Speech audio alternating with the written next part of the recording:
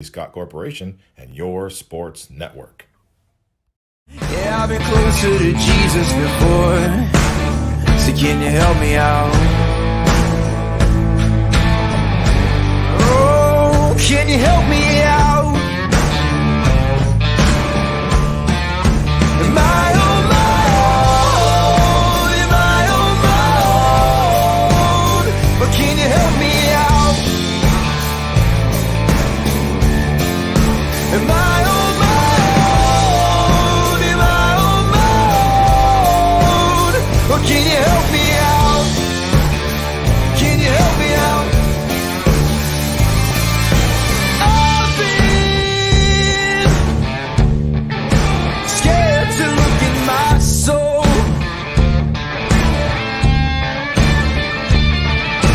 I've been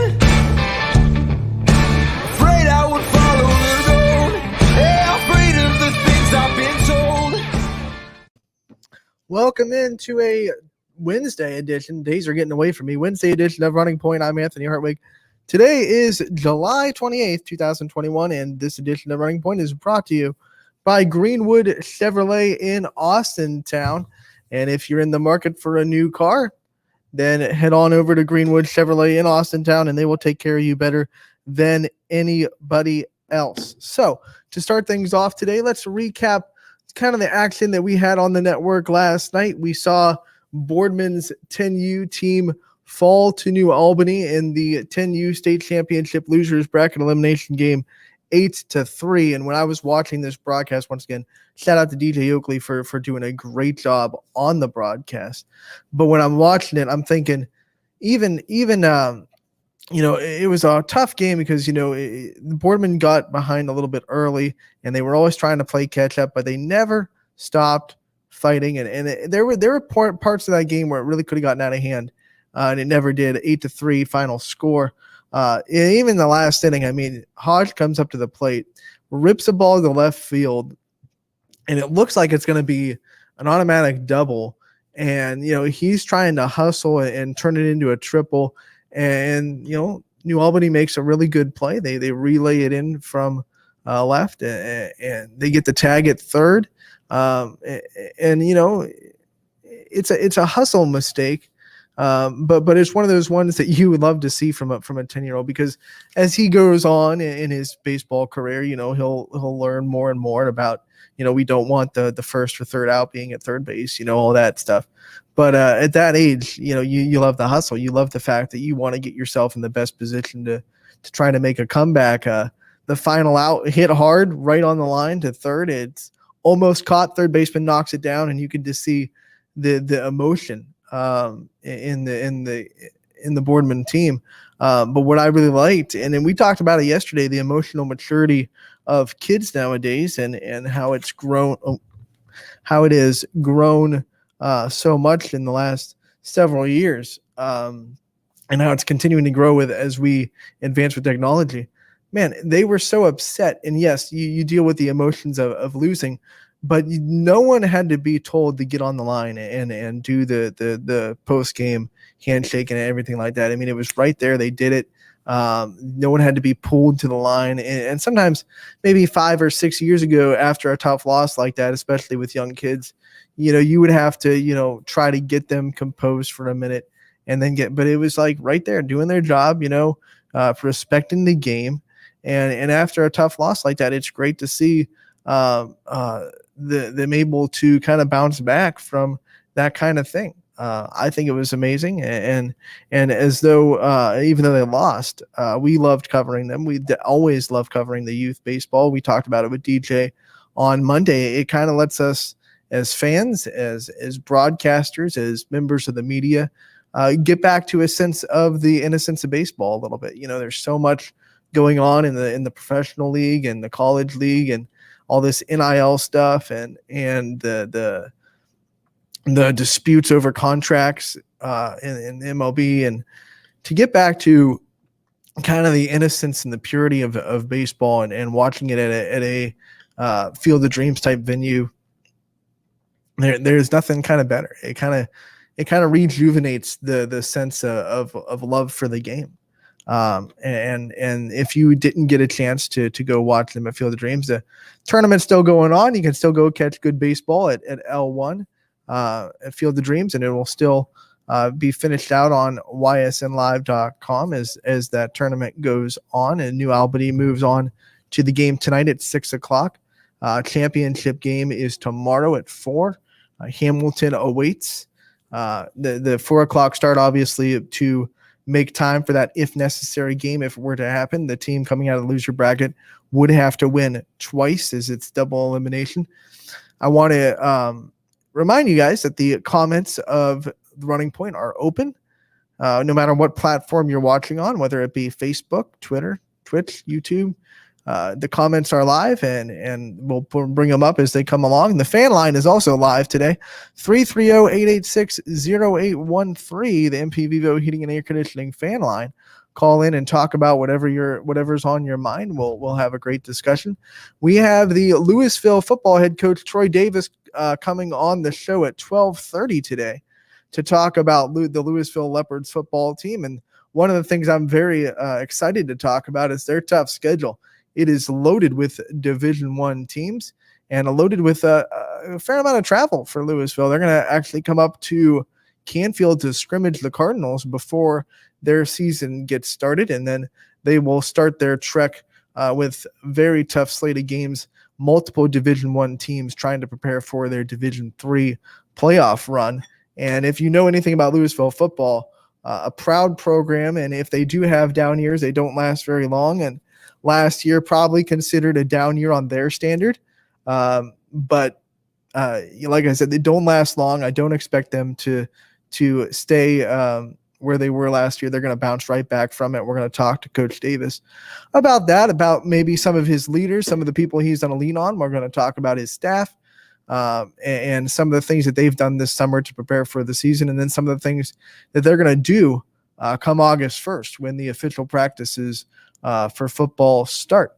At 1:00, Brian Tolnar will join the show, the golf guru from Mill Creek. Very excited because for the first time on Running Point, we're going to have Brian come in via video chat, and we're going to be able to see Brian talk and see his face. And he hasn't been on the face for Running Time since we were live from Mill Creek Park. So excited to get him on at 1:00 to talk about the week that was at Mill Creek Park and what's coming up at Mill Creek Park, and then talk about the upcoming PGA Tour event this weekend.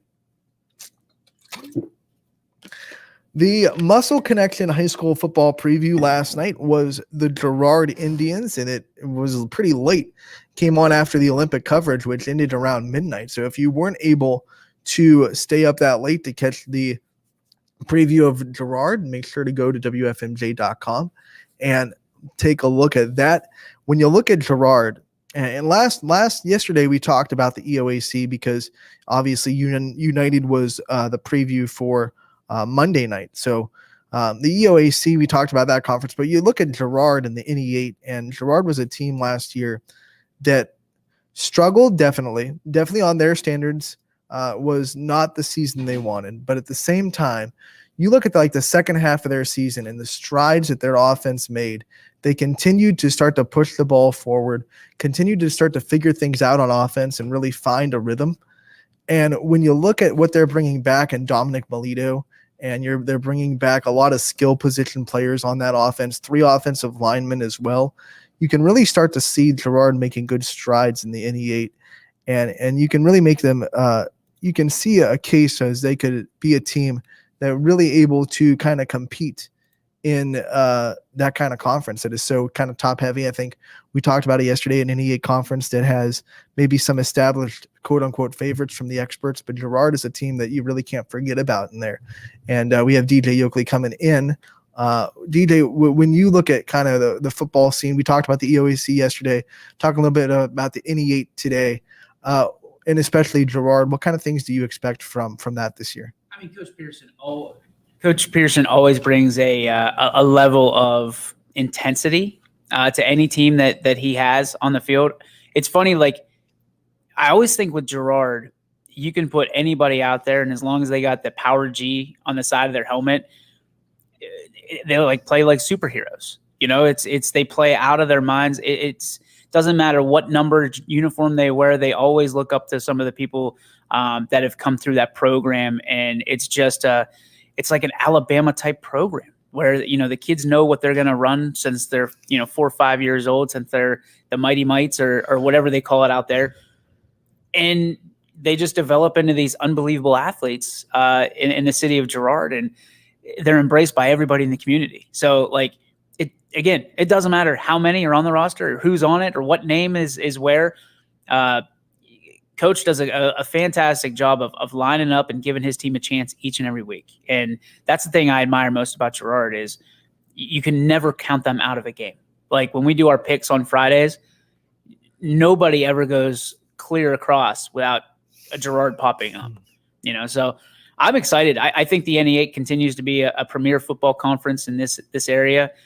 That was the goal and mission accomplished, but I also think that, this MVAC is starting to really turn a corner here. So I'll be interested to see. I mean, it was, I don't want to say it was soft, the MVAC, but like it's so peppered and salted with different kinds and styles of football, where the NE8 is pretty much we're going to run it down your throat. And if we can pass a little bit, we'll do that too. But it's a run first conference and a pass second conference. And the MVAC, I think, is a little bit more pass first, run second. So and you look at both Gerard, they like to use their speed. I mean, Dominic Melito might be one of the best athletes on the field any night that they go on. And they use him in so many different ways, whether it be the jet sweeps, they use him running go routes on the spread out wide. And they can also kind of use him as a tailback in the backfield, trying to get him the ball in any way they can in open space. They're a team in the NE8 that kind of, like we talked about Jackson Milton yesterday, and how they do a lot of things that maybe the rest of the conference don't like to do a lot, especially like the McDonald's and the Western, Gerard's a team that kind of goes against the grain of the NE8 because they're not necessarily a run-first offense. They like to spread you out. They like to use your athleticism. Yeah, and I think the old adage is you want the best player to have the ball the most on your team. And so when you got a Melito, that's probably not a bad thing. And coach is going to make sure that they have him incorporated in the offense, with, like you said, the sweeps. If there's even little hitch routes that he can get open and get some open field and get some yak, they're going to do that. And they know very well in Gerard, because Gerard is, to me, it's a bigger school, a smaller school, but they play like a bigger school. Like they have to. They play up constantly. They're not afraid to go toe-to-toe with some of the area's biggest schools and most dominant schools. So for me, to look at how they kind of shape their program is they shape it. And listen, speaking on an experience, I've been to some of those team feeds where they like hype up the kids on Thursday and get them ready for Friday. They're one of the best I've ever been to. I mean, these kids, I wanted to go play for Gerard after I saw one of the videos. So they do a great job. And from you nailed it on the head, Ant. When it looks like Melito is going to be one of the elite. I mean, that's a name that's very familiar with elite football in this area. Melito, again, is going to step up and follow in his brother's footsteps, and I think could surpass him with the amount of ability this young man has. The thing they're going to have to, they're going to have to adjust to is, he's going to be the top name on everyone's scouting report too. Yeah. So they're going to circle down Melito and say whatever it takes to not let him beat us. But they're returning so many skill position players with experience. So I don't think that'll be much of a problem to find other guys to step up. No, and I think that they're in a unique situation where you can still look at their roster and their depth chart and go, okay, yeah, we got to stop Melito, but you still got to stop him. Right. There's a lot of teams that can't do that. And, we talk about South Range, there's, Dylan Dominguez, 34 is coming at you, but can you stop him? That's the thing. And there's a reason these kids are standout athletes and standouts and at the top of that depth chart, and you circle them, is because a lot of times you can throw 10 guys at them and you're still not going to stop those two. I mean, the speed of Melito, the athleticism of Dominguez, you look at Colosimo in Poland. I mean, you can try and stop him from running, but he's going to take 2 steps and he's going to chuck it downfield 60 yards on a dime. And they'll beat you that way. So the NE8 has continued and will continue to to just push and push and push. They want to be competitive with what's the conference out west? The MAC. The MAC. I hate that MAC. I hate them. I don't hate the schools. I don't hate the kids. I hate that every time we go to a championship, we hear the chant, MAC, MAC, or MAC, MAC. It's annoying over here. Well, I'm also excited about Gerard's defense because last year, 10 sophomores on that defense, and it went through some growing pains. There were a lot of kids that made a lot of freshman kind of mistakes where they're out there just trying to learn. You go through that for this year because now almost all the kids come back. 10 sophomores are now 10 juniors and 10 juniors with a lot of game experience. And that defense, just like their offense, relies on their athleticism. They're going to play you straight up man-to-man defense and really rely on their speed and their ability to be athletic to stop you. So Gerard, for the longest time, and I would like to see the numbers this year, Gerard for the longest time have football players that I think a very high percentage of them were wrestlers. And especially with your O-line, D-line, that's going to help you out. That's going to help you out a ton. So when you talk about defense, you're definitely looking at the red and black attack of Gerard. So I want to see kind of where that stacks up. They've had some bigger boys lately too. You talk about the Del Garbinos of the world coming through that program. Obviously, the name escapes me right now. The quarterback, I can see him, number 7. He goes YSU. What's his name? Mark Wade. Mark Wade. Thank you very much. The name fell off. But there's also a group of kids now that looked up to them, when they were in, 7th, 8th grade, when they were playing flag football, that are coming up through the ranks. And I think we are going to be very impressed both offensively and defensively. Maybe not this year. They're going to compete anytime. Like I said, anytime Gerard's in the game, they're going to compete. But I think a new wave is coming up for Gerard, and these guys getting experience is the most important thing right now, because you want when their window is 3 or 4 years, I would say probably 3 years, when these kids are freshmen, as they are now, when they're seniors, if they're a 4-year starter, 4-year letterman, think about the opportunity that they're going to have to hopefully be in the state championship again. Just like Louisville, Gerard's a proud program. So when they have little lulls in their program, they do not last long. No. So that's what you mean when they're on the upswing, because they're not going to be a program that's going to sit in the bottom for a long time. And if you think about the NE8 as a whole, I know we're talking about Gerard, but you think about the NE8 as a whole, there's a lot of programs in there. I would say the vast majority of programs in the NE8, you look at them and you go, okay, there's a storied program from football, and their lulls don't last very long. You look around the area right now because numbers are down across in sports in general, like the East Palestines of the world. You talked to Tony yesterday. It's a problem when you get 20 kids. Matt Seidel has 21 kids at Sebring. That's been a problem for since I was in school in 2003. That's an issue. So, they've learned to handle it, but Gerard will never let that settle. They're a team that says, okay, you're going to play football because that's what we do in Gerard. I wouldn't be surprised if there were Gerard uniforms for babies whenever they were born, or Gerard footballs that are handed to them, and they say, that's the future quarterback of the Gerard Indians. So I'm excited. I love Gerard. They're one of our original 8 schools here at YSN. I love Coach Cochran out there, the AD. He does so much for us, a firm believer in what we do at YSN. And I think that Gerard is going to, I think they're going to be able to make the playoffs this year. With the way it's set up, they should be entrenched somewhere in there. And depending on how that season goes, let's say that and not to knock anything, but let's say that they're the ones that end up the 16 seed. They might be the only team in the state that could knock off a 1 seed, And you look at their schedule, and we can talk about this with a lot of teams. Their schedule is built so if they win 2 or 3 games, they're good. Because they're playing up. Yep. And they're Division 4, I believe. I think so, yeah. And they're playing up anyway. They have a lot of Division 3, a lot of Division 2 schools on that non-conference schedule.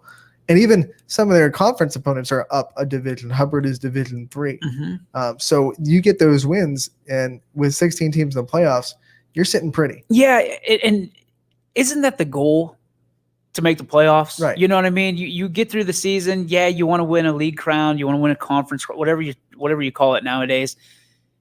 But you want to get in the playoffs. And whether there's 8 teams or 16 teams or everybody gets in, that's the goal, is you want to get to the postseason and make some noise.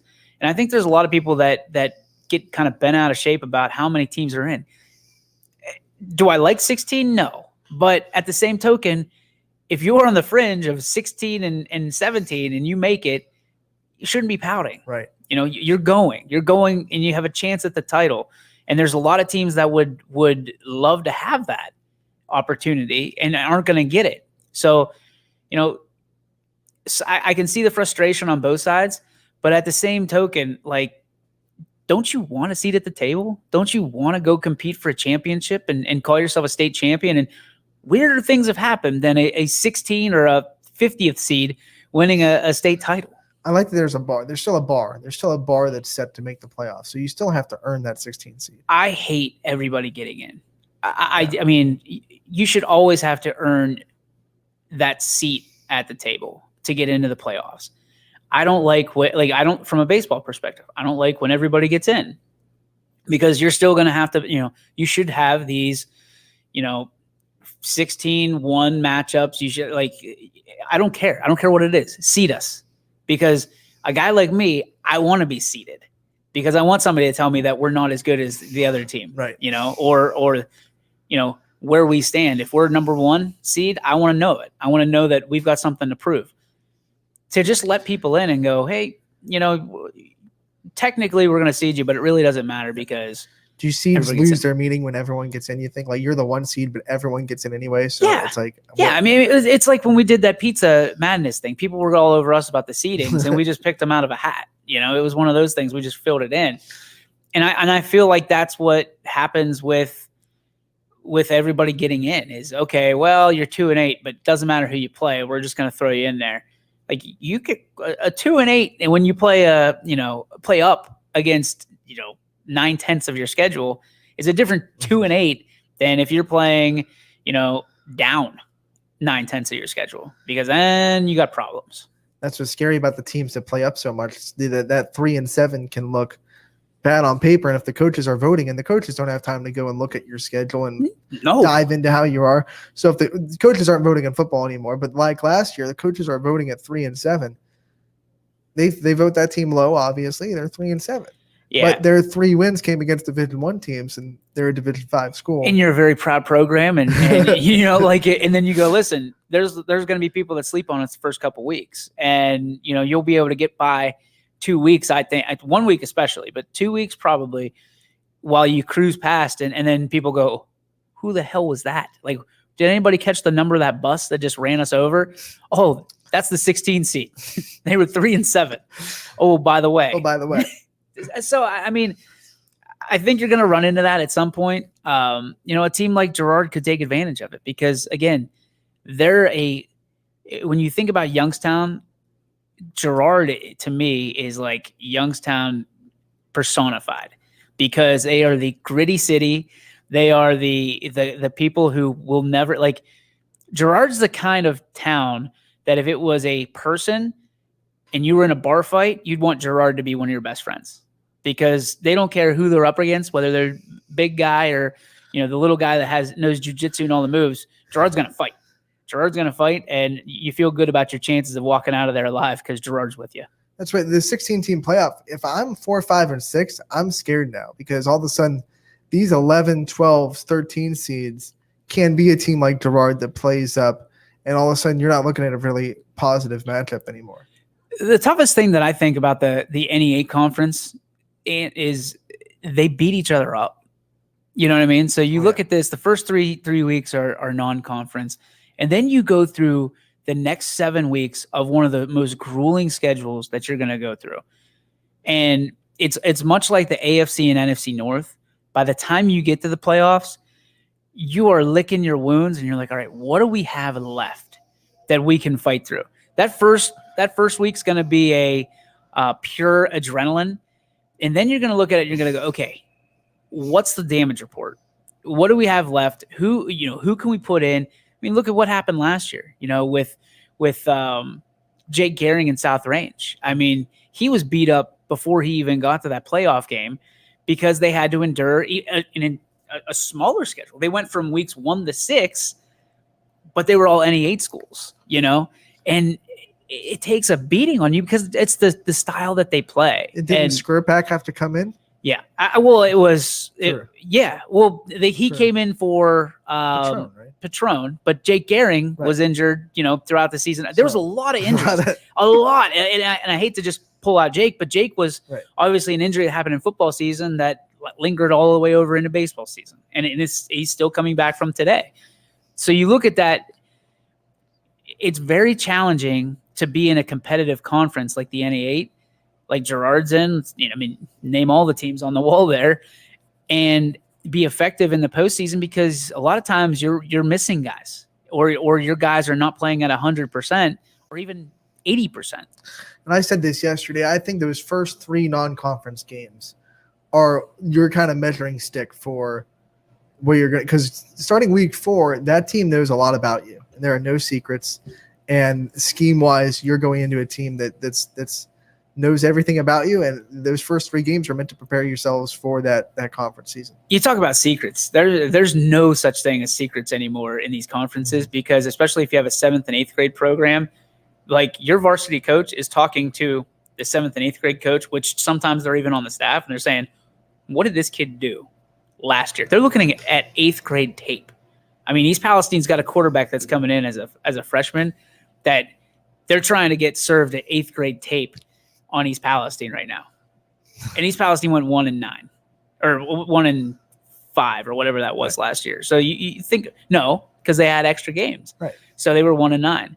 So you look at that and you go, man, like football especially has turned into a technology-driven, tape-driven, all that stuff kind of game. And, there's a lot of jobs and there's a lot at stake for some of these coaches and their coaching staff. So, all right, we roll on. We'll take a quick break. And on the other end, we will talk Louisville football with head coach Troy Davis. Don't go anywhere on YSN. At Greenwood Chevrolet, shop with confidence, knowing we're ready to go the extra mile for you. With the largest selection of used vehicles in the Valley, backed by the Greenwood Advantage Warranty. Only at Greenwood Chevrolet. New things happen all day. Some are good, some not so good. In today's complicated world, while you're busy working, playing, and living life, we're busy helping you make sense of the day's news. And there's only one place where it comes together with clarity, context, and accountability. It's 21 News at 6 with me, Madison Tromler, and Derek Steyer. 21 News at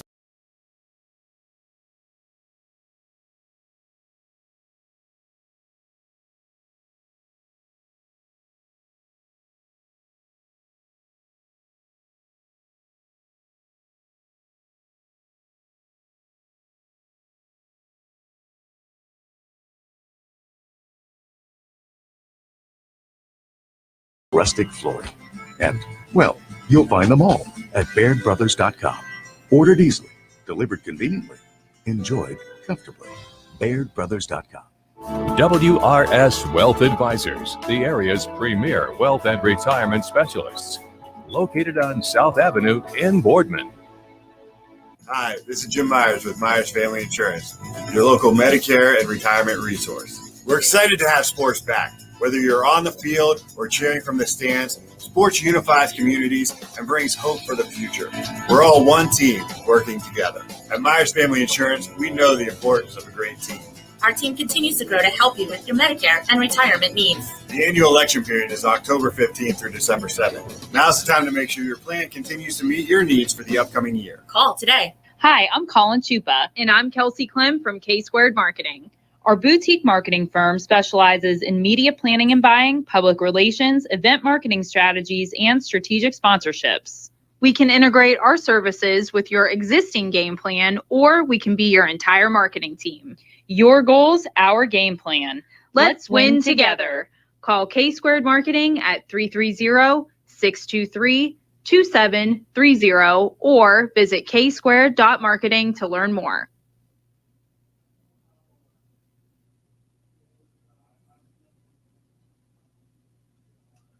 Welcome back to Wednesday edition. Once again, I am losing days. Wednesday edition of Running Point. I'm Anthony Hartwig, and joining us on Running Point is the head coach of the Louisville Leopard football team, Troy Davis.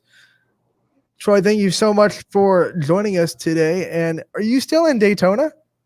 Yeah, I'm in my hotel room, so it's kind of playing here.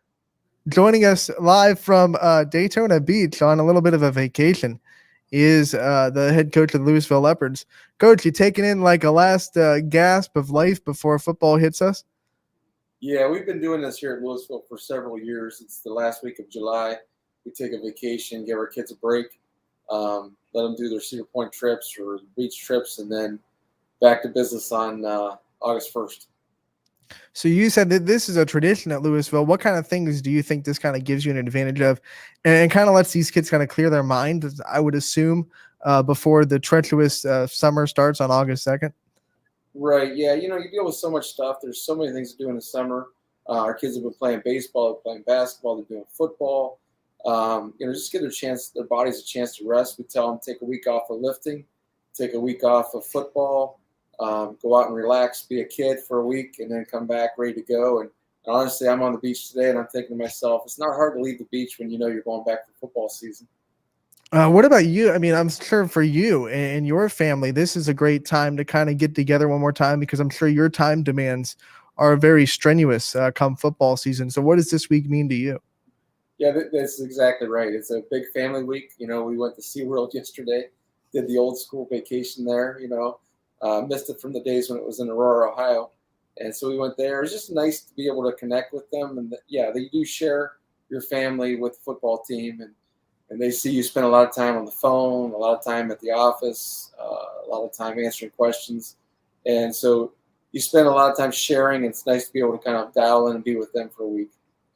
All right, when you get back next week and you get ready for this season, what kind of things should fans expect from Louisville? We talked about the strides you made last year and how proud this program is. So coming back on August 2nd, what kind of things do you expect from your squad this year? Well, we're looking to see the things that, last year coming in and trying to reestablish our system with the kids. The kids have had 3 head coaches in 3 years.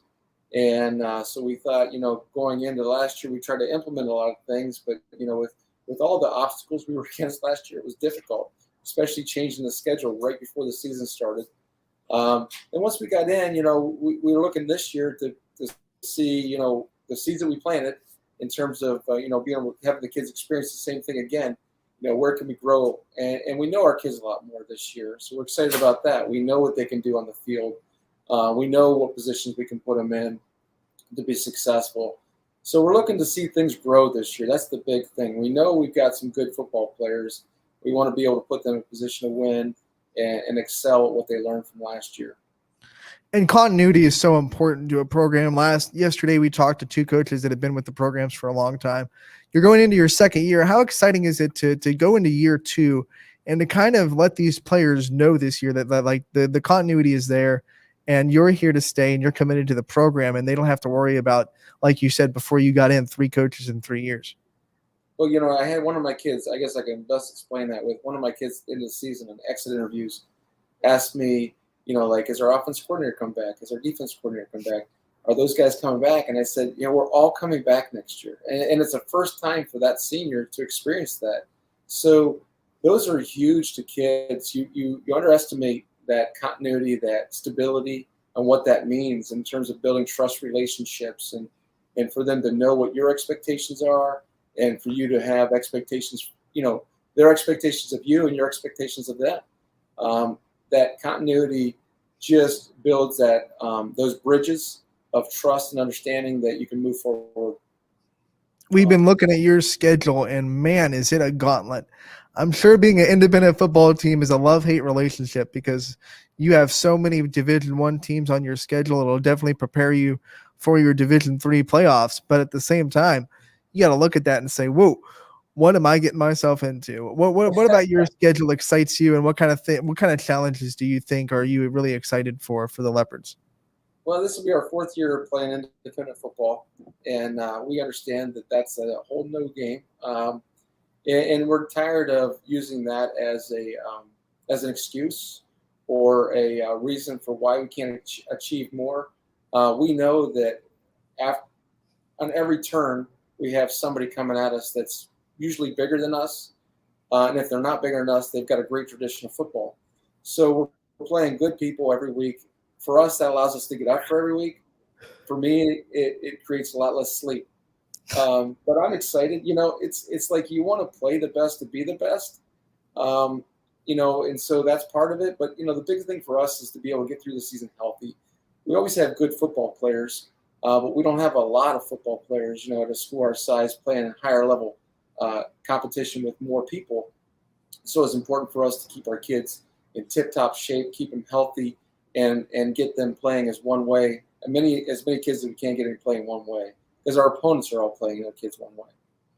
When you have a schedule that is as loaded as yours, is it ever hard to kind of balance the confidence with we're really, we're taking our lumps a little bit against like maybe 3 or 4 Division I teams in a row, but we got to stay confident and stay and know that these teams are really preparing us for what we'll see in a Division III playoff? It's a marathon of a season when you're playing people like we're playing. At the same time, we have to go in with that. We have to go with the expectations of gaining something every week. So, we expect ourselves to win every week, and we expect ourselves to play well, but we expect ourselves mostly to play better than we played the week before. And if we continue to do that, and if we're measuring ourselves against our growth, then we'll be ready for week 11. And that's kind of what we do. We're going to set our competitor as the Louisville Leopards, and we're going to measure ourselves in terms of growth and development, and prepare ourselves to be ready for week 11 playing Division III football opponents. And those are going to be good ones. If we go through a season like this, and thankfully they're taking 16 teams, that helps a team like Louisville playing an independent schedule above their head. That helps us to get in. I know there's some other people that don't feel that way, but for us, that's an advantage. That we're afforded because, our competition is difficult. But getting there, we may end up getting in there at the bottom of that 16 and playing a very good week 1 opponent. But at least it'll be Division III opponent. I imagine one of the benefits of having the independent schedule is every week you're playing someone new, unfamiliar, and unlike what we talked about before you came on, the knowledge of a conference and the fact that you know each other so well in a conference, you don't have that. You're having to prepare for an unfamiliar team almost every week. And then that prepares you for the playoffs when other teams are 7 weeks of playing very familiar opponents, and all of a sudden they have to do some really deep film dives into teams they've never seen before. I imagine you guys will have been there, done that through 10 weeks of playing an independent schedule. That is part of like digesting this independent schedule. Over the years, you realize that you are going to, their first time seeing you, your first time seeing them. In some situations, and that is exciting, and that's like playoff football. It does help prepare your staff for game planning a little bit different. When you're in a league, and we've talked a lot in Louisville about joining a league and doing things, we just haven't been able to make the right fit and right connections yet. We're still actively pursuing that, but in a league, if somebody's got an 8th grade track star that might be going to play football because you teach and coach with the guys who coach track, and so that familiarity with your opponent is a huge advantage. But yeah, like you said, when you take it the other way, it could be an advantage to you and that they don't know your people. And so, yeah, that's exciting. It is an exciting schedule. I mean, every coach that I talk to is like, they always talk about how difficult our schedule is. And, we don't necessarily look at it that way. It's 1 week. We got one team that we're preparing for right now, the typical coach thing, but we're looking to beat Barberton. And that's who we're preparing for right now. Yeah, let's talk about week 1 a little bit, because you're going to be prepping for Barberton for a couple of weeks. You get, the extra time to prepare for them. What is it going to take in that first week? What kind of things does Barberton bring to the table? I know it's a very proud program that is usually very competitive. So talk about that week 1 opponent and what people should expect week 1 in that matchup. They're athletic, they're fast, they're strong. They play good football teams, and so we're looking to go in and be as crisp as we can. One thing for us is, they are bigger than us, but at the same time, we're going to come in. We're in control of how healthy we're coming in. and that, so we'll have all of our people at that point. We'll be able to come in full force. And so, coming in there, we want to be crisp. We want to be sound. We want to have great special teams play.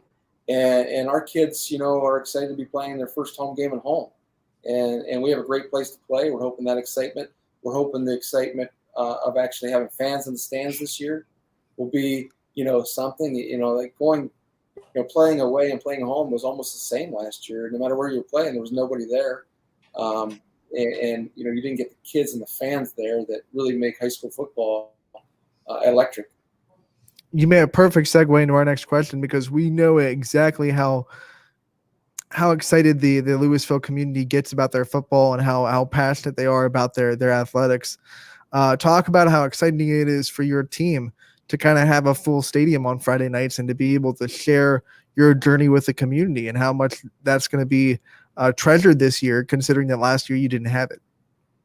Yeah, you look at last year and all that went on, people watched us online and things like that. But when you watch a football game, being there at high school football is so exciting.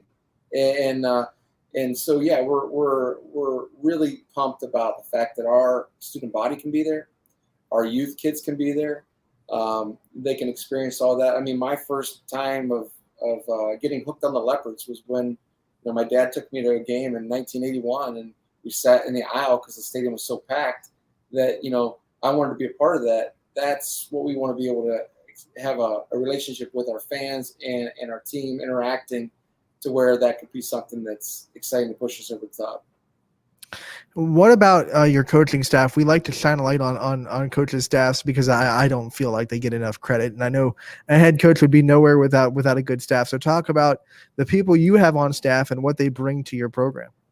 Yeah, so yeah, you're exactly right about that. It's the staff that does so much work in the background. And my office coordinator is texting me today. He's like, "I know you're on vacation, but you're home working."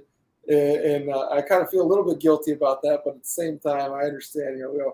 But anyhow, so Coach Ryan Henry is our offense coordinator. He played at McKinley. He actually graduated in '91, the same as me. We found out later that we both played on the same East-West All-Star game together at Repository East-West game. So he's our offense coordinator. Played at Bowling Green. Does a great job.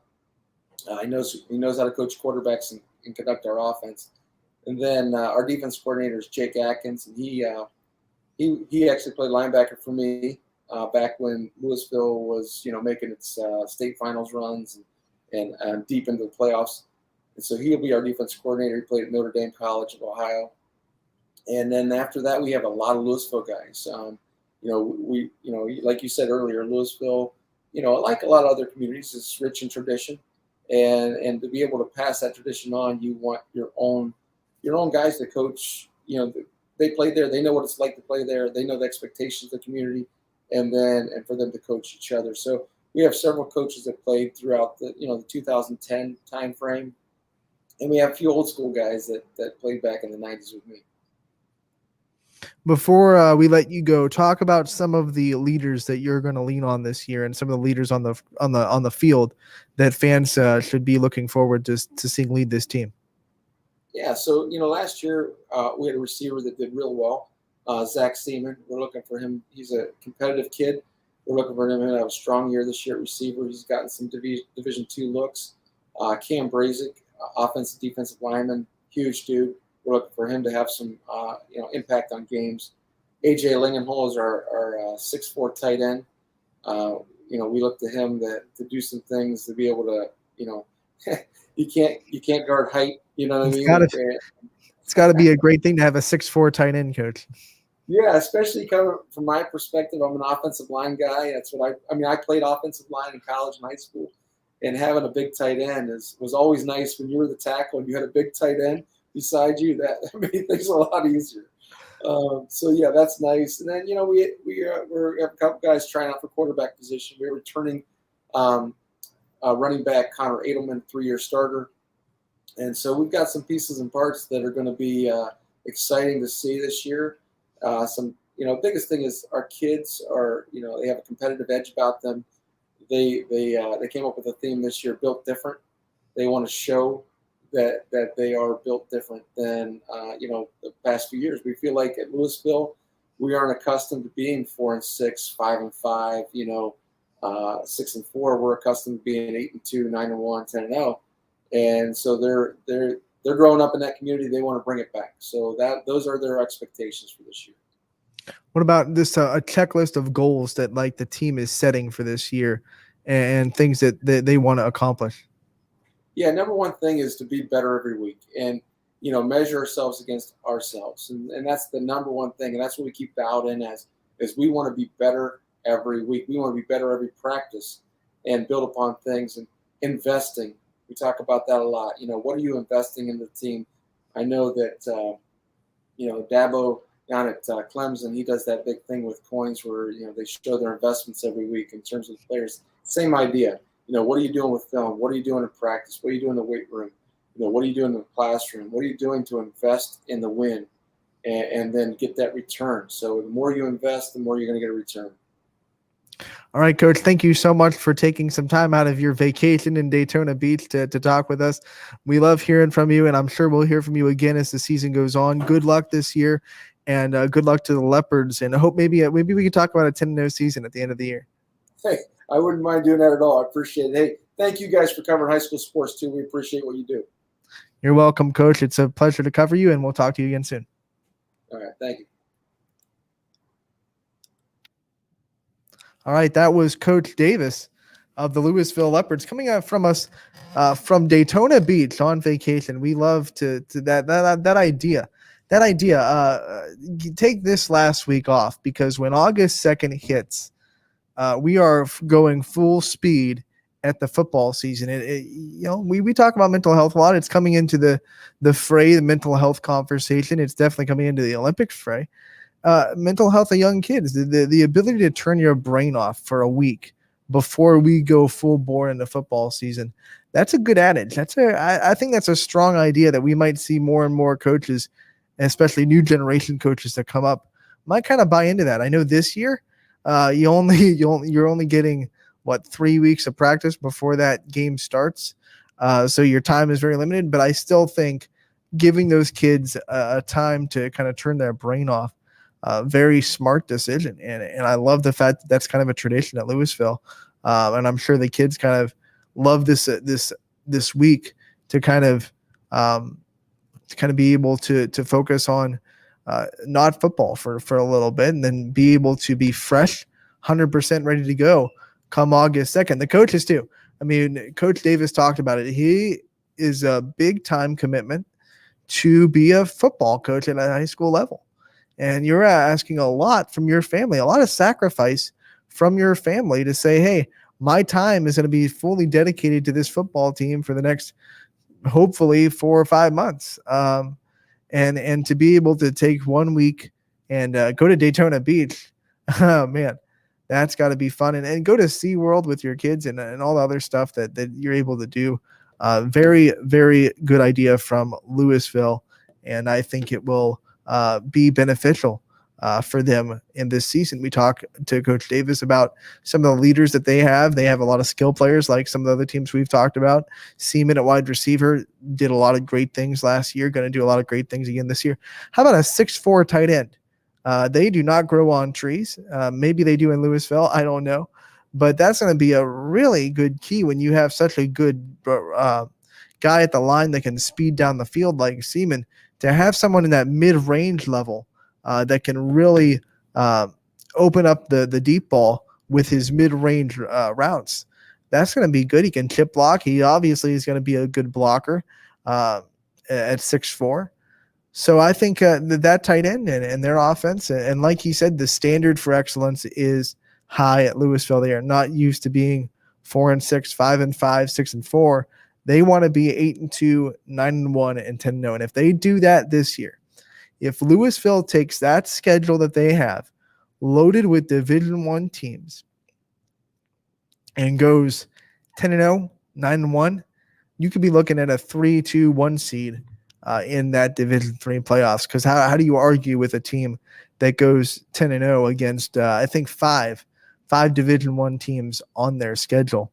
Not too many coaches are going to be able to stake a claim to that 1 seed going up against a resume like that. We talk about resume a lot with college football. Resume is important in high school too, because it's all based on the computer points, and you get computer points based on the opponents you play. So that resume of beating a 1 seed or a Division I team rather, that can really boost that playoff spot. Even if they go that schedule, they go 7-3, 8-2. You're looking at a probably top 10 seed for Louisville. It would be really hard to keep them out of that top 10 with the schedule they have. It's beneficial. That's why you schedule up when you're independent. I mean, Louisville could have easily scheduled down and said, we're going to go 10-0 and we're going to play a bunch of D4 teams and D3 teams.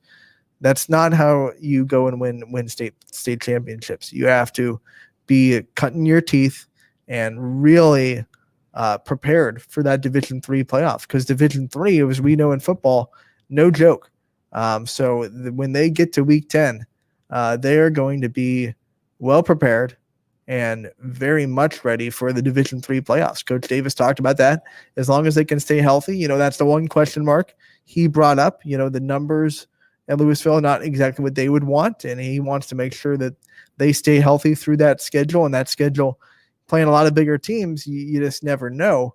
But if they can stay healthy and if they can make the right decisions and the right moves throughout that 10-game season, Louisville could be talking about, a top 10, top 5 seed in the playoffs with that resume and with that winning culture that they have down there. I kind of love the story he told about a player coming to him and asking, is so-and-so coming back? Is so-and-so coming back? We don't talk about how important that trust factor is in a kid's journey through high school athletics, and the ability for Coach Davis to say, we're all coming back and you don't have to worry about switching coaches. As he said, for the first time in that kid's high school career, going into his senior season, he doesn't have to worry about having a new coach and learning a new system and building trust all over again. He's got continuity, and I think that's the biggest thing that is going to help Louisville succeed. Their continuity and their trust building in Coach Davis. And when he says, we're going to do this, or we're going to do X, or we're going to do Y, they don't have to sit there and wonder if he knows what he's talking about or if he's doing what's best for them, because they know that he's committed to the program. He's proven it. He's taken that second year. He's staying. So when he says one thing, they're going to be able to go out there and do it without even have to think about it, which is going to be big in a sport as fast as football. You got to be able to really mentally trust your coach when he says, we're running this play. No time to second guess yourself. You have to go and do it.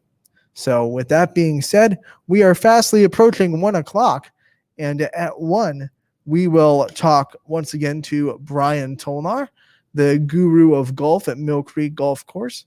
And we are once again excited to have him on face-to-face on Running Point here live from the G. Burbick Farm Studios in East Palestine. We'll take a break and we'll be back and get ready for Brian Tolnar on Running Point. Don't go anywhere on ysnlive.com. Every customer has a story, and at Greenwood Chevrolet, we are committed to making sure it ends with you in the right vehicle. I get to be part of somebody's adventure, whether it's buying a car for the first time, helping them get approved, or finding the perfect car for their budget. I'm proud that people trust me with their finances. They trust me to take care of them, and they trust me with their story. I'm Tracy, and I'm ready to go the extra mile for you, only at Greenwood Chevrolet. Quality, customer service, and integrity. Those are the 4 words that have driven our success since 1957 at Joe Dickey Electric. Joe Dickey Electric is one Mahoning Valley landmark business that stays current with the requirements of our customers. Family owned and managed, we are an electrical contractor and energy solutions provider. Every member of our team adds to his or her skill set through ongoing training. Residential, commercial, industrial, automotive, and more. We keep ahead of the needs of our customers with a fleet of more than 50 vehicles and 24/7 emergency service, so you're never left in the dark. Jimmy Sutton here, Director of Isle, Purple Cat, and Golden String. We are happy to support YSN and 2 of my favorite people, Scotty Mincher and Super Dave O'Malley. We are an agency that provides services for adults with disabilities. We infuse humor, passion, and joy into their lives. If you know of any folks with disabilities that need our assistance, please contact us.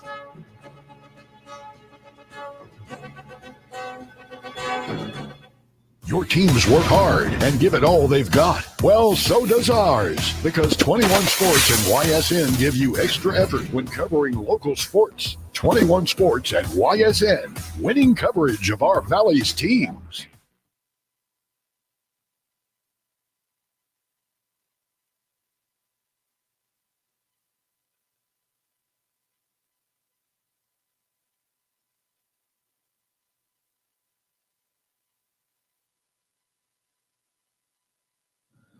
Welcome back to a Wednesday edition of Running Point with Anthony Hartwig live from the G. Burberg Farm Studios in East Palestine.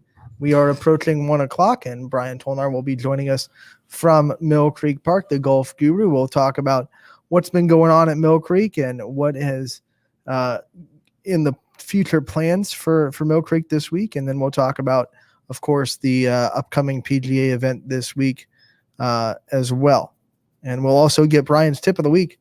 Once again, in tip of the week live from Mill Creek Park, we'll be able to maybe get a little bit of a demonstration and not have to take his tip of the week from just over the phone and write notes down vigorously, trying to keep up with his tip of the week. Yeah, I always thought now I'm a visual guy, so take it for what it's worth. But I always thought it was interesting when Brian was explaining it, like he has to get super detailed for you to like understand what's going on. So I'm not sure that he's going to get up and like grab a putter or grab a driver, but probably a little bit easier, especially when he's showing hands, on something like this. But it's a great piece of technology that we have, and I love it.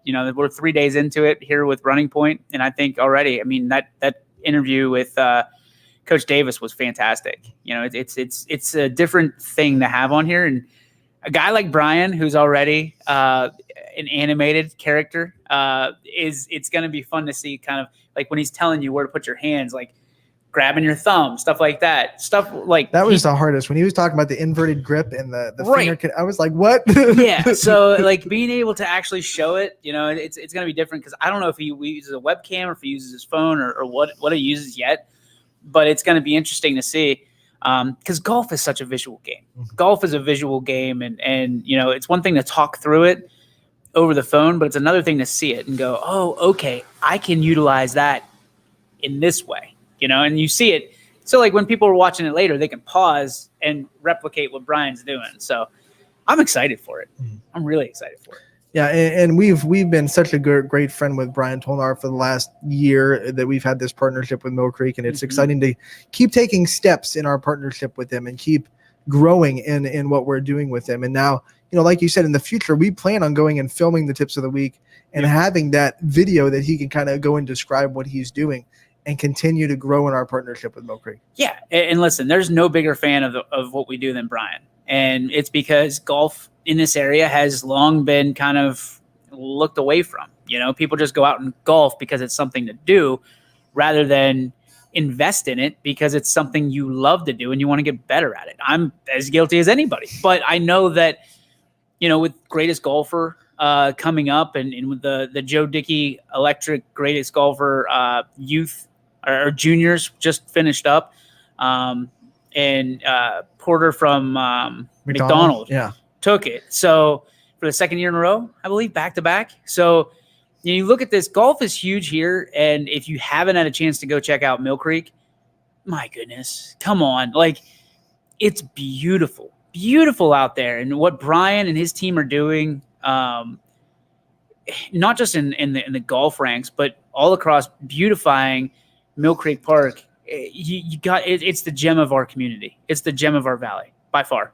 And I think it's because Brian Tolnar takes pride in it, and he knows that that's his kind of baby. Absolutely. And he runs with it, and he takes pride in it, and he trusts other people to go in and do what his vision is. As he should. And because it's a beautiful place that he's helped kind of bring back up to where it should be and then surpass it. And Brian's a guy who, if you've ever met him, he's never going to stop trying to make things better, whether that's his golf game, whether that's being a dad, whether that's being a good human being, whether that's what his job is to be the guy at Mill Creek.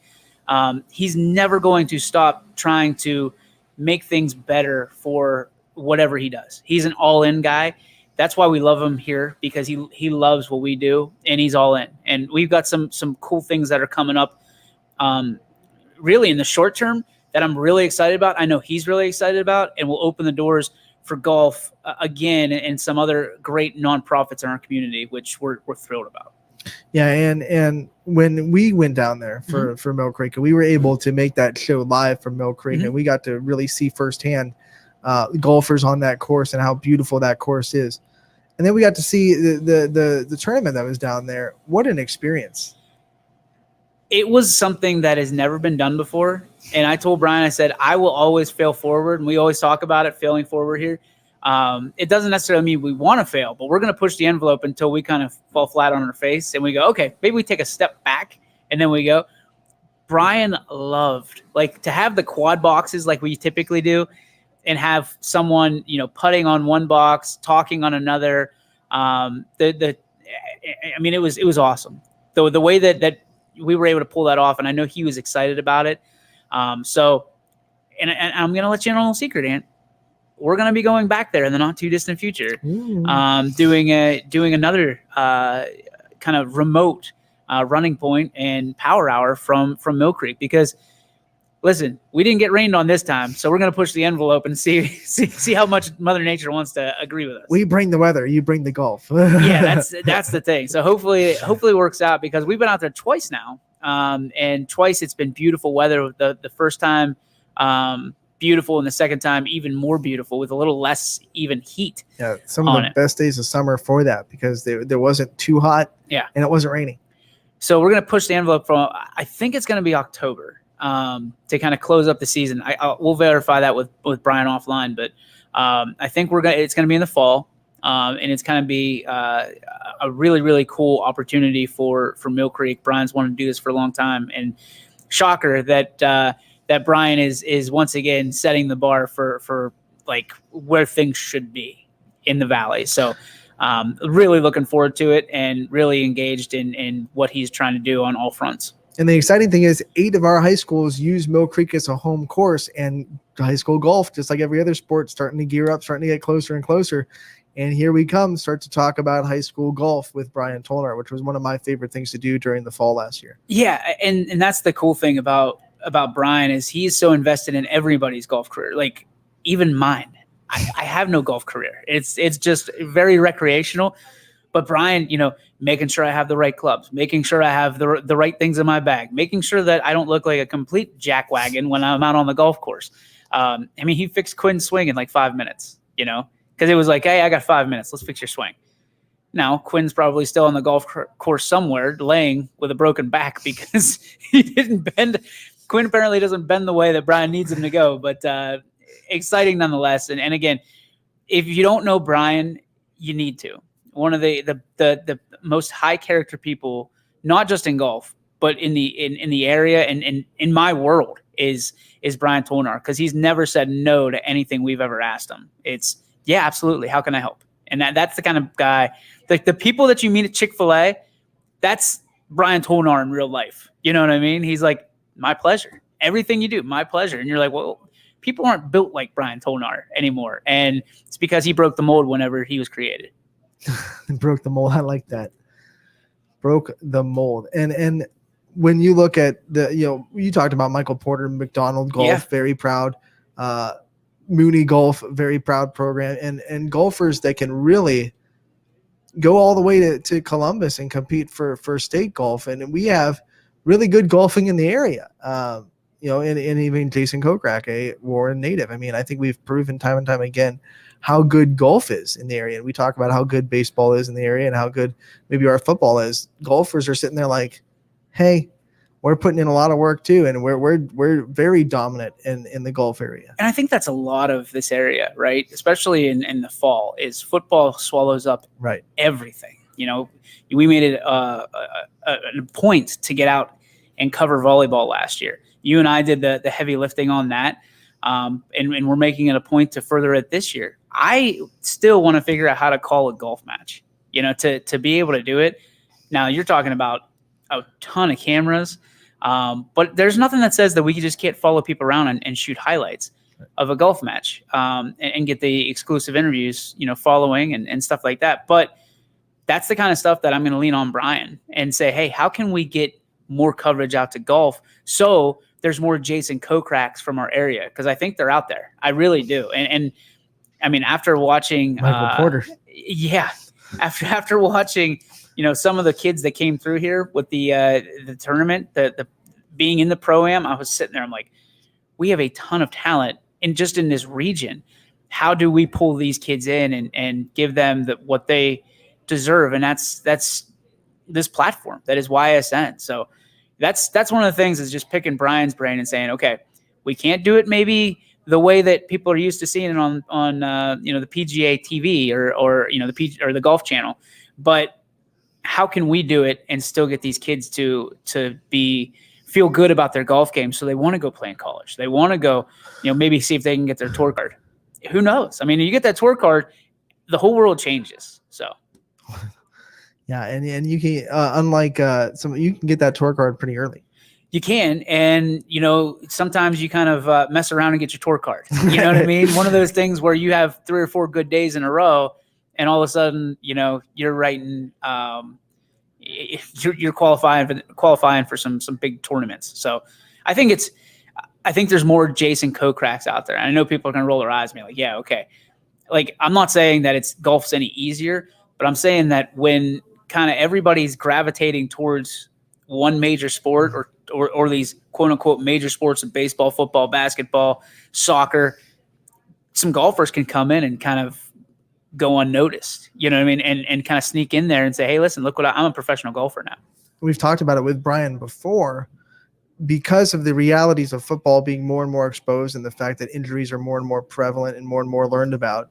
More kids and parents are wanting their kids to start in a golf or a less contact sport. And that's why we're seeing youth golf numbers go up a little bit. But we saw them in the last year because of COVID, because it was safe to go out on the golf course by yourself and still have a sport to play.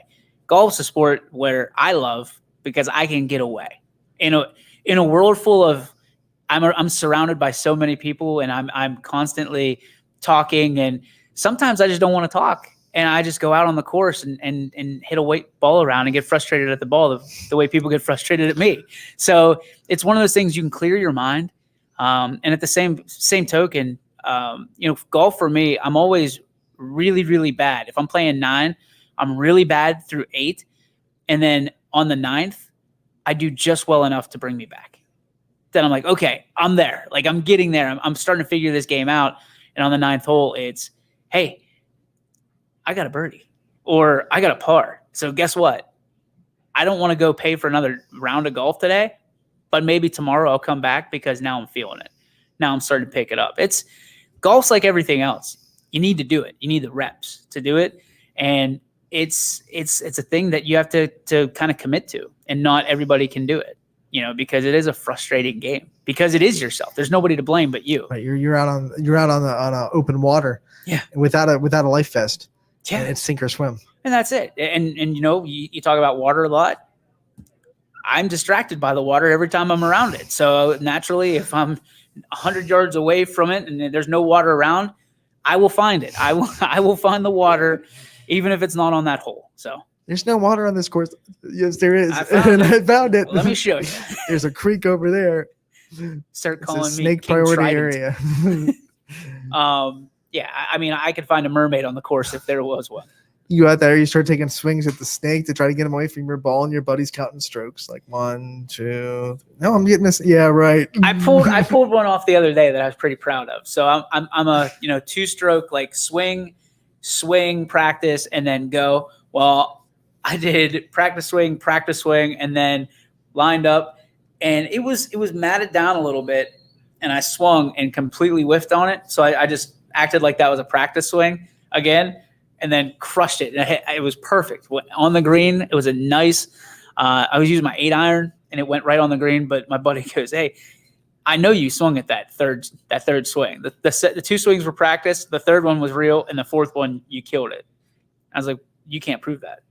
You can't prove that. There's no TV cameras here. Can't prove it. So I played it off, but apparently I got caught. But I thought I did a good job of just faking it, because it's one of those where you swing like hard, but like on the back end you just kind of step away from it and like, you know, brush your brow or something like that. Like then you get into it. I completely missed it. One of the things that broadcasting will teach you real quick is fake it till you make it. You know, Yeah. you're out on the line and you know it's a 10-0 game and you're sitting there like, okay, what do I do now? Fake it till I make it. You just start talking about stuff. Right. Like that's been a while. Like we had a few of those for baseball over the course of this 10U run, and it's like you don't have any material on these kids because they're coming from all over the state, and all of a sudden it's like, okay, what do we do here? Like, what do we talk about? So you start talking about, you know, where they're from and things like that. And lucky for us, we're on Facebook, and some people chime in, so we can use that as some filler. But that's really it. But I mean, yeah, you fake it till you make it, and you got to make it look good. Like you can't just try and put stuff in here and there. You got to pepper it in and make it part of the broadcast, as opposed to, you know, like you want to make a nice Christmas cookie instead of like your 3-year-old Christmas cookie where it's just stuff all over the place. Have a Merry Christmas, Jimmy. Yeah, you don't want it to stand out at all. You don't want it to stand out at all. You want to make sure it kind of flows into the broadcast, and some people can do it and some people can't. Some people, you sit there and you go, well, what were you talking about? Or they freeze, and then it's just like dead air for a while, and you're like, oh, this is awkward.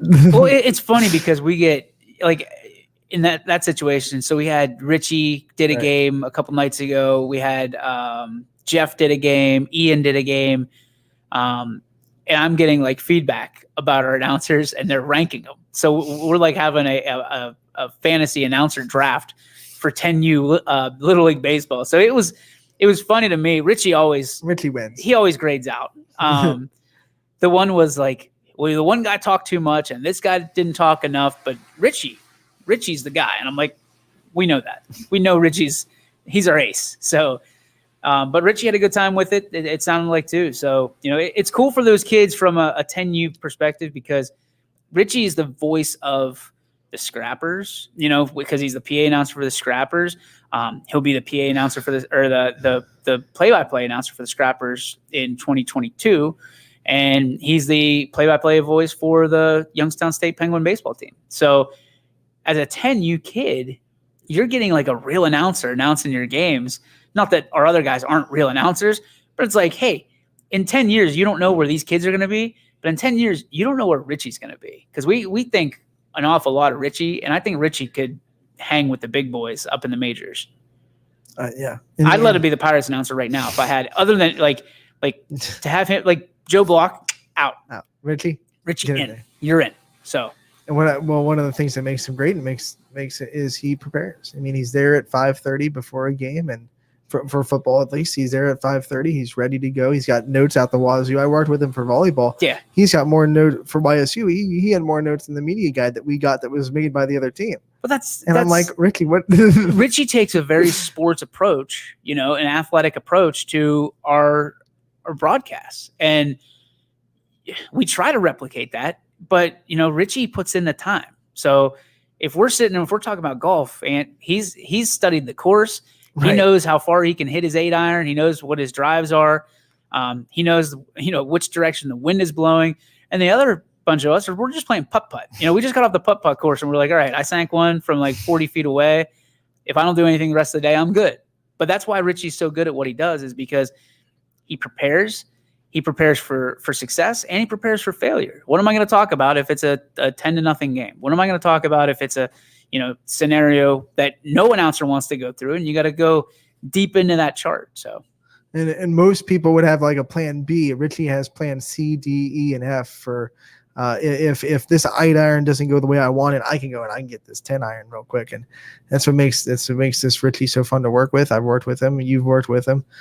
He's just it's phenomenal. I mean, to me, he has been the most professional announcer we've had here. And that's not taking anything away from anybody. That just tells you how far ahead Richie is. You can't teach it. Like you either have it or you don't. You can. I mean, you can a little bit, but like, because somebody taught him some of the natural announcing things and in the natural announcing voice, and there are some things you either have that personality or you don't. Yeah, if you talk to anybody in Richie's family, they'll tell you he's been doing this since he was like 5 years old. You know, just doing it just because. Like he'd be in the car and he would do this, you know, and he worked on his announcing voice. And Richie's got a look to him that's just, it's clean, it's crisp. He fits in with us because he's our giggler, our resident giggler.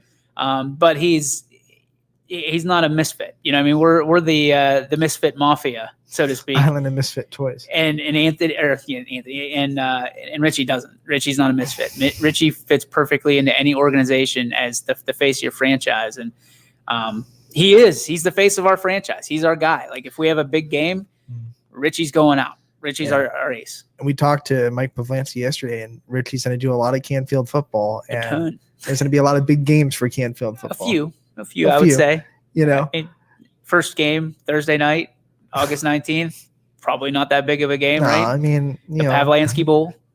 And we'll see. I mean, again, like we're fortunate to have every announcer and every part of the family that we do. But like Richie was like, Angel came down and said, "Here he is, the ginger that will create."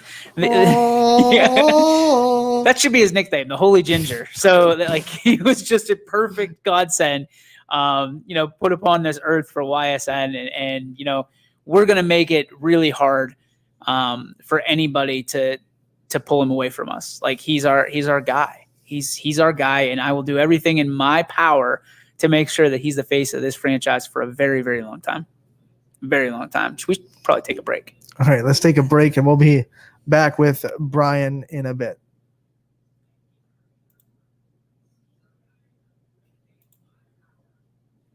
Hello, I'm Greg Burbick with G. Burbick Farms. For the last 100 years, my family has farmed in Columbiana and Mahoning counties. All right. Is I he on began there? raising No. cattle in 1996 with the goal of providing a better product for you and your family on the dinner table. Our grass-fed and grain-supplemented Black Angus beef are raised with no hormones, steroids, or antibiotics. We're known for our hometown-friendly service and incredible tasting products. We're locally owned and have customers across the tri-state area. Our products go from our farm to your family. Stop by our farm on New Buffalo Road or visit us on the web at gburbickfarms.com. Don't forget to like us on Facebook. G. Burbick Farms. It just tastes better.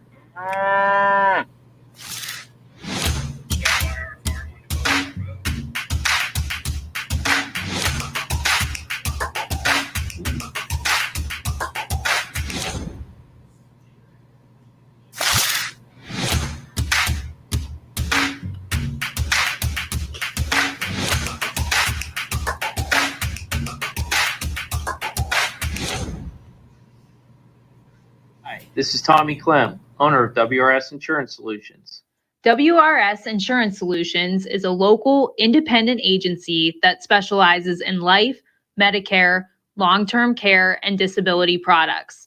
Call us at 330-953-3722 or visit us at wrsinsuranceSolutions.com to learn more. Good luck to all the student athletes in the Valley. If you're looking for a quality pre-owned vehicle, why shop anywhere else but Tri-State Ford? Choose from our great selection of pre-owned vehicles. Plus, we've got you covered with our exclusive Tri-State Ford Advantage. It includes a 10-year, 200,000-mile warranty with your pre-owned vehicle and much more. Come see why so many customers from the Tri-State area buy their pre-owned vehicle at Tri-State Ford. Customer focus, community driven. Tri-State Ford East Liverpool or visit tristateford.net.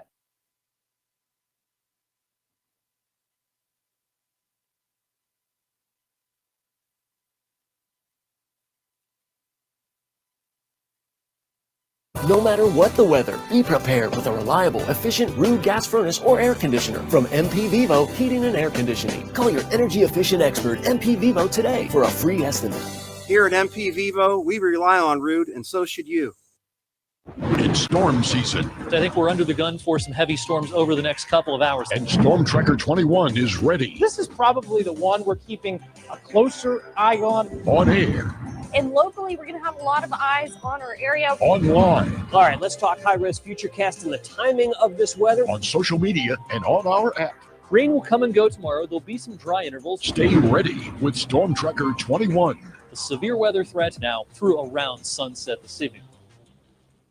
Myers Family Insurance knows the importance of a great team. Our team continues to grow to help you with your Medicare and retirement needs. The annual election period is October 15th through December 7th. Now's the time to make sure your plan continues to meet your needs for the upcoming year. Call today.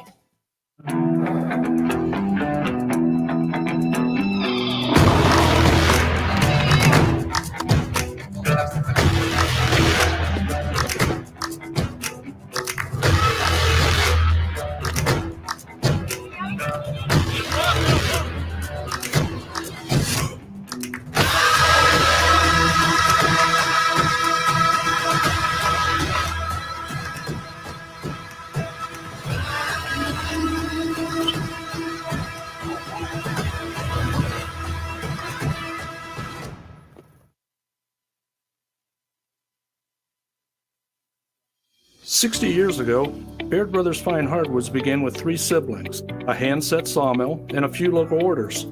And while business has certainly changed over the years, what has not are our principles of hard work, craftsmanship, and commitment to quality. At Baird Brothers, we're proud to put our name on the products we create, from moldings and doors to flooring and lumber. Thank you for 60 great years. We look forward to 60 more.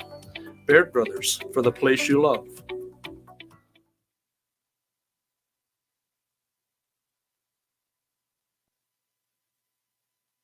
Welcome back to the Wednesday edition of Running Point. As we are, trying to get Brian Tolnar, but he's a busy guy. You know what I'm saying? I mean, sometimes life gets in the way. What can you do? And one of the things about getting in the way, a little bit of a mental block got in the way of one of the athletes in the Olympics that was supposed to be as close to a sure thing as a gold medal for the United States as you can get. Simone Biles backs out of the team competition. Yesterday morning has already announced that she has backed out of the individual all around, which is going to be competed for tomorrow.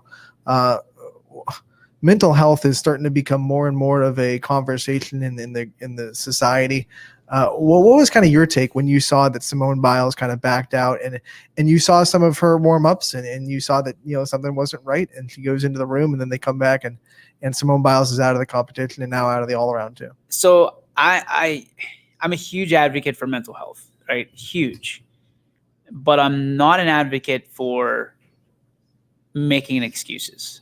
And I think that there's a little bit of both of this in here, right? Because when you see where she was at, and again, people are this is a very hot topic right now. Yeah. I mean, you see it all over social media.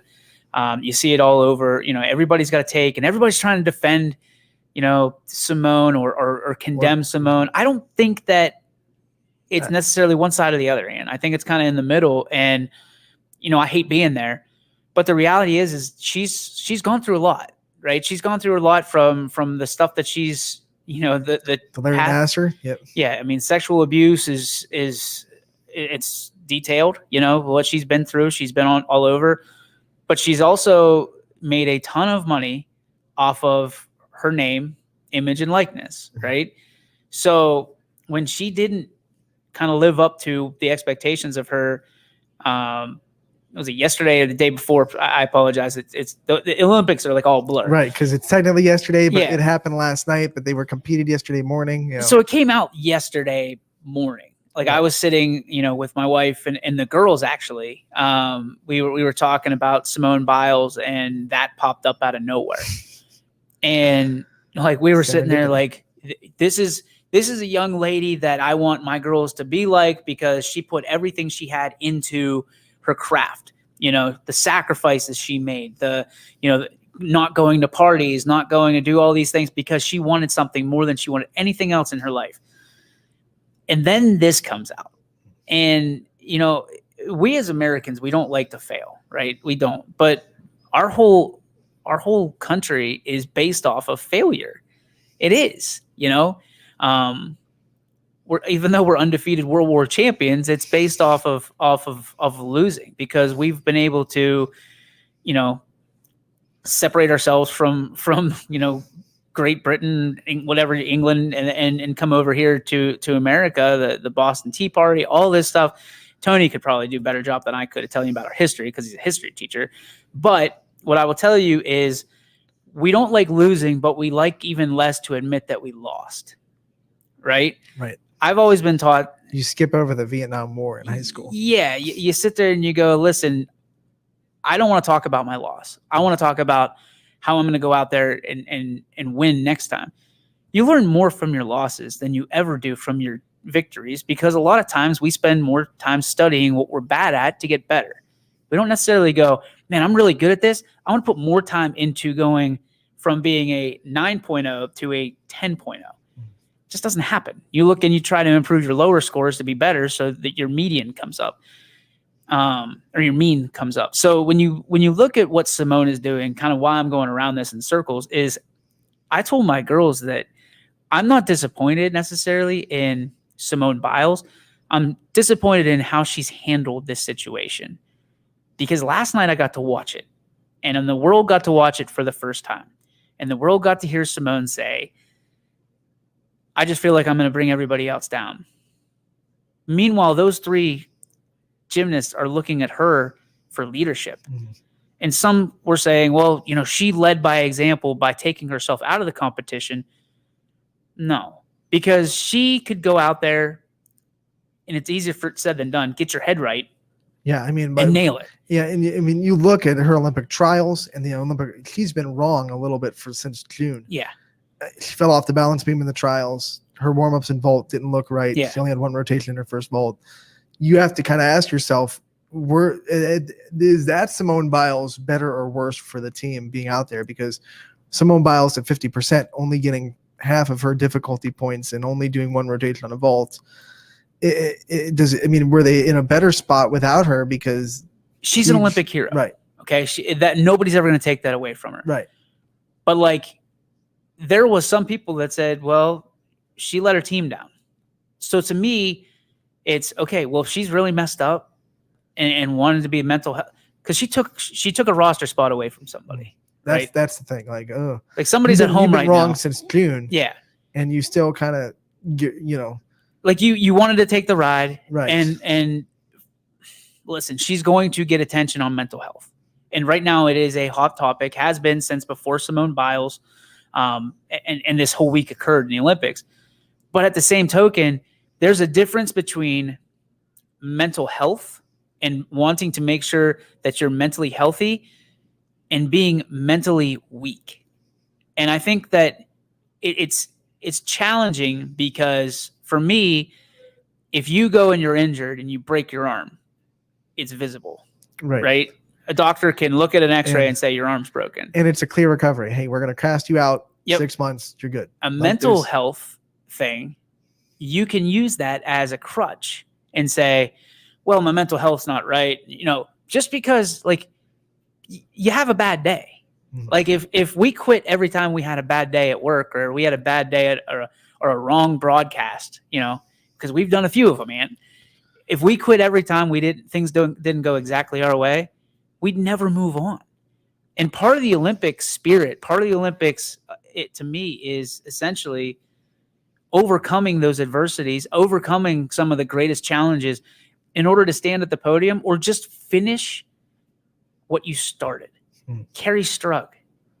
There was once again a physical injury, right? But a mental injury, because a mental thing, because you go, I have one foot. Yeah. Can I do this? Right. And she looks at it, and people are blasting that situation now. They're like, the coach never should have let her go. The coach's job is to motivate you. The coach can't go out and do what you're supposed to do. The coach's job is to make sure you are right mentally. Right. And obviously the USA gymnastic coaches weren't doing that, but that's a bigger picture thing. So from my perspective, I'm disappointed in how the situation was handled. I'm disappointed because you got that face of Simone Biles on the sideline, and she's just talking. I'm not going to do this because I'm going to let my team down. And is that part of the mental health that she needs to overcome? Probably. But at the same time, you're the leader. if Tom Brady throws 2 picks in the first quarter, he's not just going to walk into the locker room and be like, you know what, guys, I got to work on my mental health. Get out there and throw the football. Right. Like, there's people counting on you. There's people. And listen, again, are we putting too much pressure on athletes? Maybe. But they do that to themselves. Like, she can go work at Sam's Club and not have any of this mental, but she's not going to get the Subway contract. She's not going to get, she's not going to be on the cover of a magazine. She's not. When you thrust yourself into that, you do it partially yourself. So you can't sit back and say, woe is me, when you're cashing those checks. You know what I mean? Like, you asked for this. You signed up for this. The thing that really kind of got me the wrong way is, like I said, she's been wrong for a little bit. Like in her Olympic trials, she wasn't right. She fell off the balance beam. You could tell something was wrong. So this should have either been worked through by the Olympics, or I'm not right for the Olympics. Because like you said, she took a roster spot. So she's on for this ride. So if you're going to make that dedication to say, I'm going to be on the Olympic team, when you already know that you're wrong because we saw that there was something not quite right in the Olympic trials, then you either got to work through it or say that I can't go to the Olympics. Because at that point, especially in a situation where you take somebody's spot, nobody else is out there in Tokyo because they're not allowed. Like, she's got, and this kind of went through my mind this morning when I was hearing more about it, when we found out that she pulled out of the individuals. There's nobody, like, her parents aren't there. Right. To comfort her. She is by herself a little bit. She's got her coaches. That's it. And given the history, right. And I know people are like, which side are you on? I'm not on a side. I'm just pointing out where I'm at with this. Like, it's frustrating. It's frustrating because as a father of 2 little girls, you sit there and you go, that's the mentality you should have. And then she blames her mentality on being, not well. Like, do you want to, like, again, nobody asked her to be a role model, right? Nobody asked her for me to point out and say, for a 4-year-old looking up to a 24-year-old like that, the greatest of all time in her sport, like, nobody wants to look up to average. Nobody's going to look up to, the person that is not even close to make the Olympics. Like, nobody's looking at the person who's trying down to the community pool and say, I want to be like that guy. Can I tell you what I did? Right. Honestly. So we're watching it last night. We're watching the Olympics. We're watching all this happen live to tape. Girls are getting, I'll set the stage for you. The girls are getting their fingernails painted, and Sarah's doing it. I don't do that. I can't. I'm not that good. But that whole thing happens, and the girls are asking questions because they know that Daddy pointed her out specifically as the greatest of all time, someone to emulate, someone to look at and admire. And they're hearing the announcers talk, and you can tell the announcers are a little frantic, right? And they go into we get silver, and they start asking questions, and she's dodging it. And I might have had a few choice words with how she was dodging the questions of the reporter. Then a commercial came on, and nobody is winning the Olympics right now more than Toyota. And there was a commercial ran during the Super Bowl with a 13-time Olympic, was it Paralympic maybe? Well, she didn't have the legs. Right. I forget her name. Something Long. Is it Michelle Long? I forget. But it's about her being adopted from Serbia. She had to have her legs amputated. She might not have it easy. But it'll be amazing. I'm getting freaking emotional thinking about it right now. I got the goosebumps. I might not easy, but it'll be amazing. But it'll be amazing. Right. For people, and not to make this about us, for people that know that our situation, we haven't been able to have kids. Our girls are fostered, and we hope to someday adopt them. But like, we looked at that situation and that commercial, that 30 seconds is all it was. And I looked and I said, we're going to watch that commercial again. And I explained to the girls, that is someone you look up to, because that's someone with adversity. Not that you don't look up to Simone Biles, but I guarantee placed in the same spot, because, try swimming without legs. Not probably easy, right? You look up to this young lady.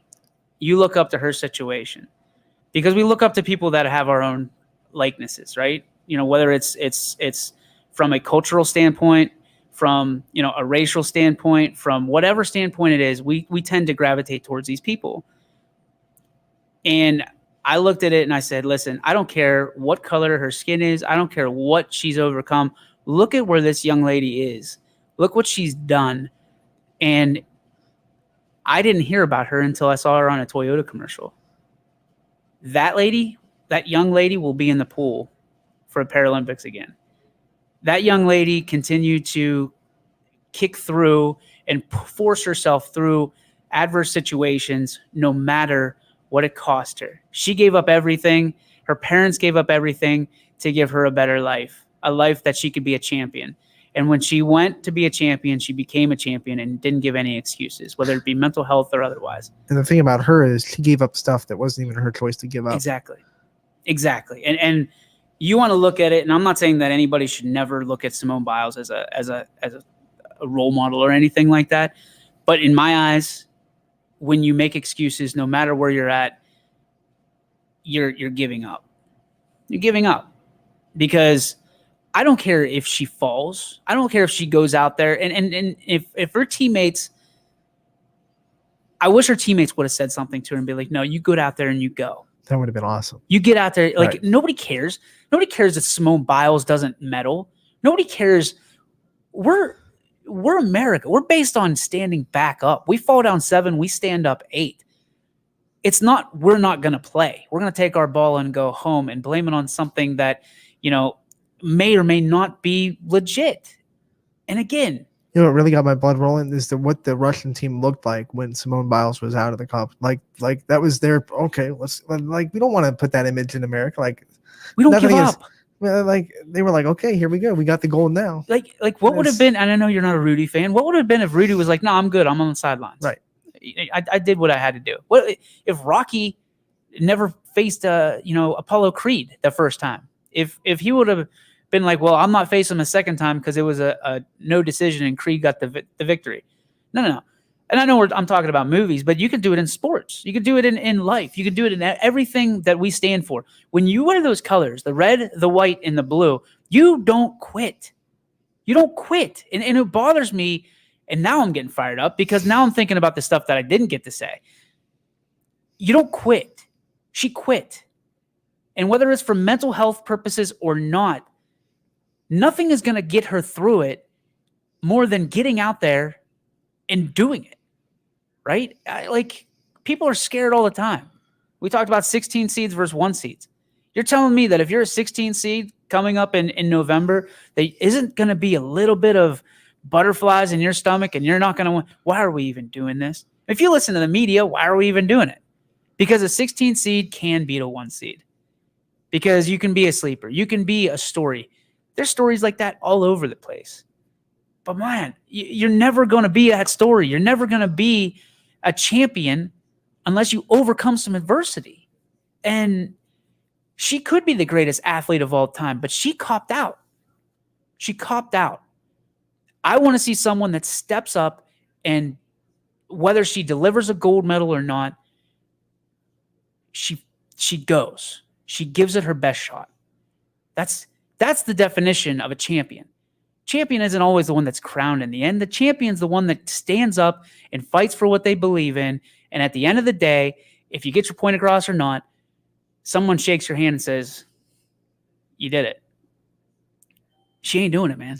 She ain't doing it. Like Michael Phelps, you're telling me Michael Phelps wasn't hurt? Well, he had a lot of mental issues, and he proved that after but he went through it. Like, he went through the Olympics. He did his thing. Everybody's different. Everybody's going to be different. And I'm not saying that Simone Biles is wrong. And I think you can have this conversation without diminishing what she went through. And that's the big thing. Like, she went through a lot. She went through through a lot of people go through a lot. A ton. But the timing on this is not good. Like, not good at all. And I'm not saying that, okay, well, because it could be a situation where maybe she had a flashback, or maybe she had again, if you're going to do that, realize where you're at. Read the room. You took a spot away from another young competitor, and you've made millions and millions and millions and millions of dollars off of your name, image, and likeness. and we've talked about this with college, NIL, what happens now? What happens now? Because we've only seen this, but our society right now is going to make her a hero because she spoke out against mental health in a climate that people have mental health issues. I get it. I understand it because I've battled my share of issues with mental health and things that I've gone through in my own personal life. But at the same time, and no two people are the same, sometimes you got to put it in your back pocket and do what you're supposed to do. She is a young female role model, Olympian, gold medalist, greatest of all time. If she's going to wear that goat on her shoulder, oh yeah, and you're going to drop the drip, you better be able to fight through some of the demons, or else you're going to face things like this. Her timing was bad. The optics, when you watched it last night and you watched her rush out, into she had her backpack on and she talked to her teammates. Did it feel like there was remorse there? You know what? The one thing she said that really, I've had an Olympics. It's good. You guys are going to be good. I heard I've had an Olympics. I didn't so hear that. It almost was like, well, what does this Olympics not mean anything to you because you've already had a gold medal? Like, I know she was trying to gear up to her teammates for that moment. Like, this is your moment. I've had mine. One of those things. But when she said that, I was like, if you were the fifth person on that roster and you didn't make it, right, and you're sitting in the United States right now and you see that happening, what's going through your mind? I never had my Olympics. Yep. That's what exactly. I mean, I don't get my Olympics now because most female gymnasts have one shot. So let me ask you this question. If this happens 2 months ago, right? In the trials. Right. And she goes, you know what? I'm not going to do it. I'm going to give up my spot. That would be a more heroic thing. Like that. I then agree you with could you. put her on a poster board. She's dealing with But stuff. you know what she doesn't get? The stage. She doesn't get the stage. She doesn't get the money. Mm-hmm. Subway's not paying her to put her on the commercials. Mm-hmm. And there's other stuff that's happened with the American teams in this Olympics that I sit there and I go, we're going to do this? Like, I thought we were past this. This whole thing didn't happen last year because of Corona. Mm-hmm. And we're going to sit there and we're going to talk about all these different scenarios and mental health. Like, athletes are learning how to brand right now. The problem is they wait until the light shines brightest and then they bring it to attention. And not even on and this has been going on for what, 50, 60 years, 70 years. You think about, was it the Black Panthers when they did they unified. Right. They're not they don't have the common decency anymore to go on the podium and do it, where you win a victory for your country and then you use it. They're doing it in different ways. Game. They're doing it the first game. They're doing it from the standpoint of, not even competing now, winning a spot and not competing, and then saying, well, it's mental health. And I want to talk about it, but it's mental health. And I'm like, wait a minute. If you're going to bring it up, you want to talk about it. Otherwise, you're not coming. Some people will sit there and will pat her on the back for coming back out. If I were her coach, I'd have been like, stay in there. Stay in the locker room. She's a super cheerleader. She's there for her teammates. You want to be there for your teammates? Stay in the locker room. Make it about your teammates and not you. Right. If you're out there, there's 3 cameras pointed at her and 2 cameras pointed at the actual action. So who's it about? And NBC, I get it. They have to make it. It's a storyline. But this is not the WWE. You know how frantic NBC would have been if she stayed in the locker room? Trying to you get could hear the announcers' voices. You could hear it. But I don't know if you caught it. Maybe, and listen, I'm not an Emmy Award-winning journalist by any means. But did you think it was weird that NBC didn't even, and I shouldn't say NBC, whoever the color commentator was, who was the blonde, she came on. Yeah, she came on later too with Tarico. She was texting the coach while the stuff was going on. Right. And the coach said it was mental health. And she came out on the air and said it. Right. Said it wasn't physical, it was mental. Like I thought that took a little bit of stones, because in the world of Twitter investigations, Right. you know, and the Adam Schefters and stuff like that broke on the air, and it broke like that morning. And then we didn't see it till, what was it, 8 o'clock, 9 o'clock last night. And when it happened, I was like, now I know it was 12 hours later or 13 hours later after it happened, but I couldn't believe she said it on the air, that it was a mental health thing. And then like the reporter started on Simone and then went around with the other silver medalists, and then back to Simone at the end. Is it a mental health thing? Yeah, it's a mental health thing, but you know, whatever her response. I'm like, wait a minute. If you were going to just pass it off, right? Because it sounded like she had it could have been anything. Could have been a ACL, MCL, could have been an arm, could have been anything. She passed it along, and then it came back, and then it was like, now she wanted to talk about it. And it was like, well, which side is this? What side are you on here? And again, not casting judgment from our perspective. I hope I'm not getting too many comments and people are killing me right now, but it's one of those things where I sit there and I wonder from a standpoint of, and I can only ask the girls like what they thought, but they're 4. They don't know. Like they're just learning what a hero is. What would it be like to have your hero do that? Like, how do you defend that? And do you still see her as a hero now, or do you see her as someone who like is out for herself? Like, listen, like I gave the Tom Brady analogy. If Tom Brady did that, I would lose so much respect for that guy. I the same thing. Like when Roethlisberger cried, like I'm a Big Ben guy. Was I mad that he didn't go out and shake everybody's hand? And yeah, I was. But a lot of people thought that was his last snap he'd ever play. A lot of people thought he was going to retire. Like if that was it for Simone, I get it. Was it? Probably. That's her second Olympics, and a lot of female gymnasts don't do 3. Well, keep in mind, it's only 3 years away. She's a unicorn in gymnastics. She does things that we haven't seen people do in gymnastics. So to say that she won't be back, yeah, I'm not going to do that. But the odds would be 3 years away. Right. Not 4. Not 4. 3. So, by the way, my wife and I talked about it last.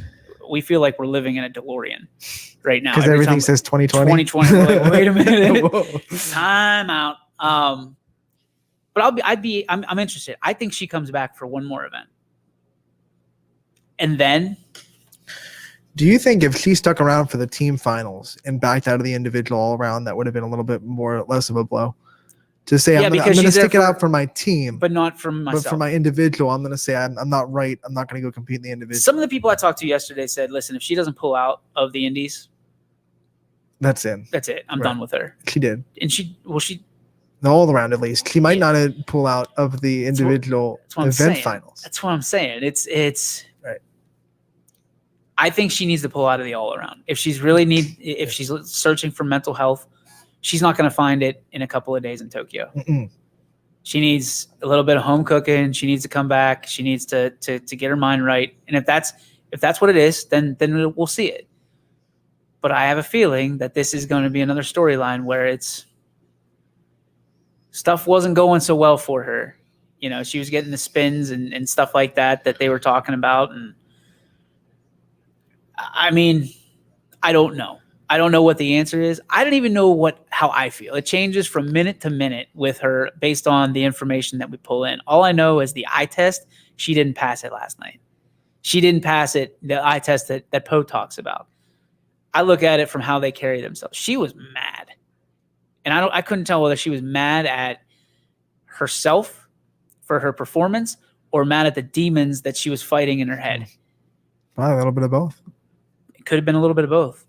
But for her to come out and say some of the things that she said to her teammates and say that I'm going to cost you guys a medal.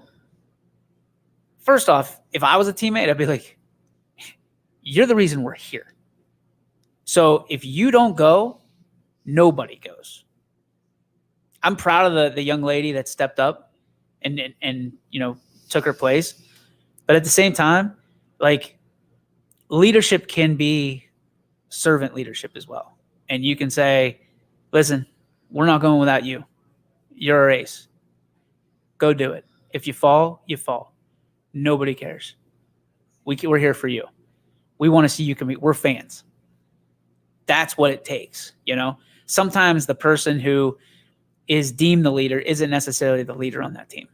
You know what I mean? How many times is it the center and everybody thinks it's the quarterback in football? Right. So I wish her the best, all the help she needs, if it truly is a mental health issue.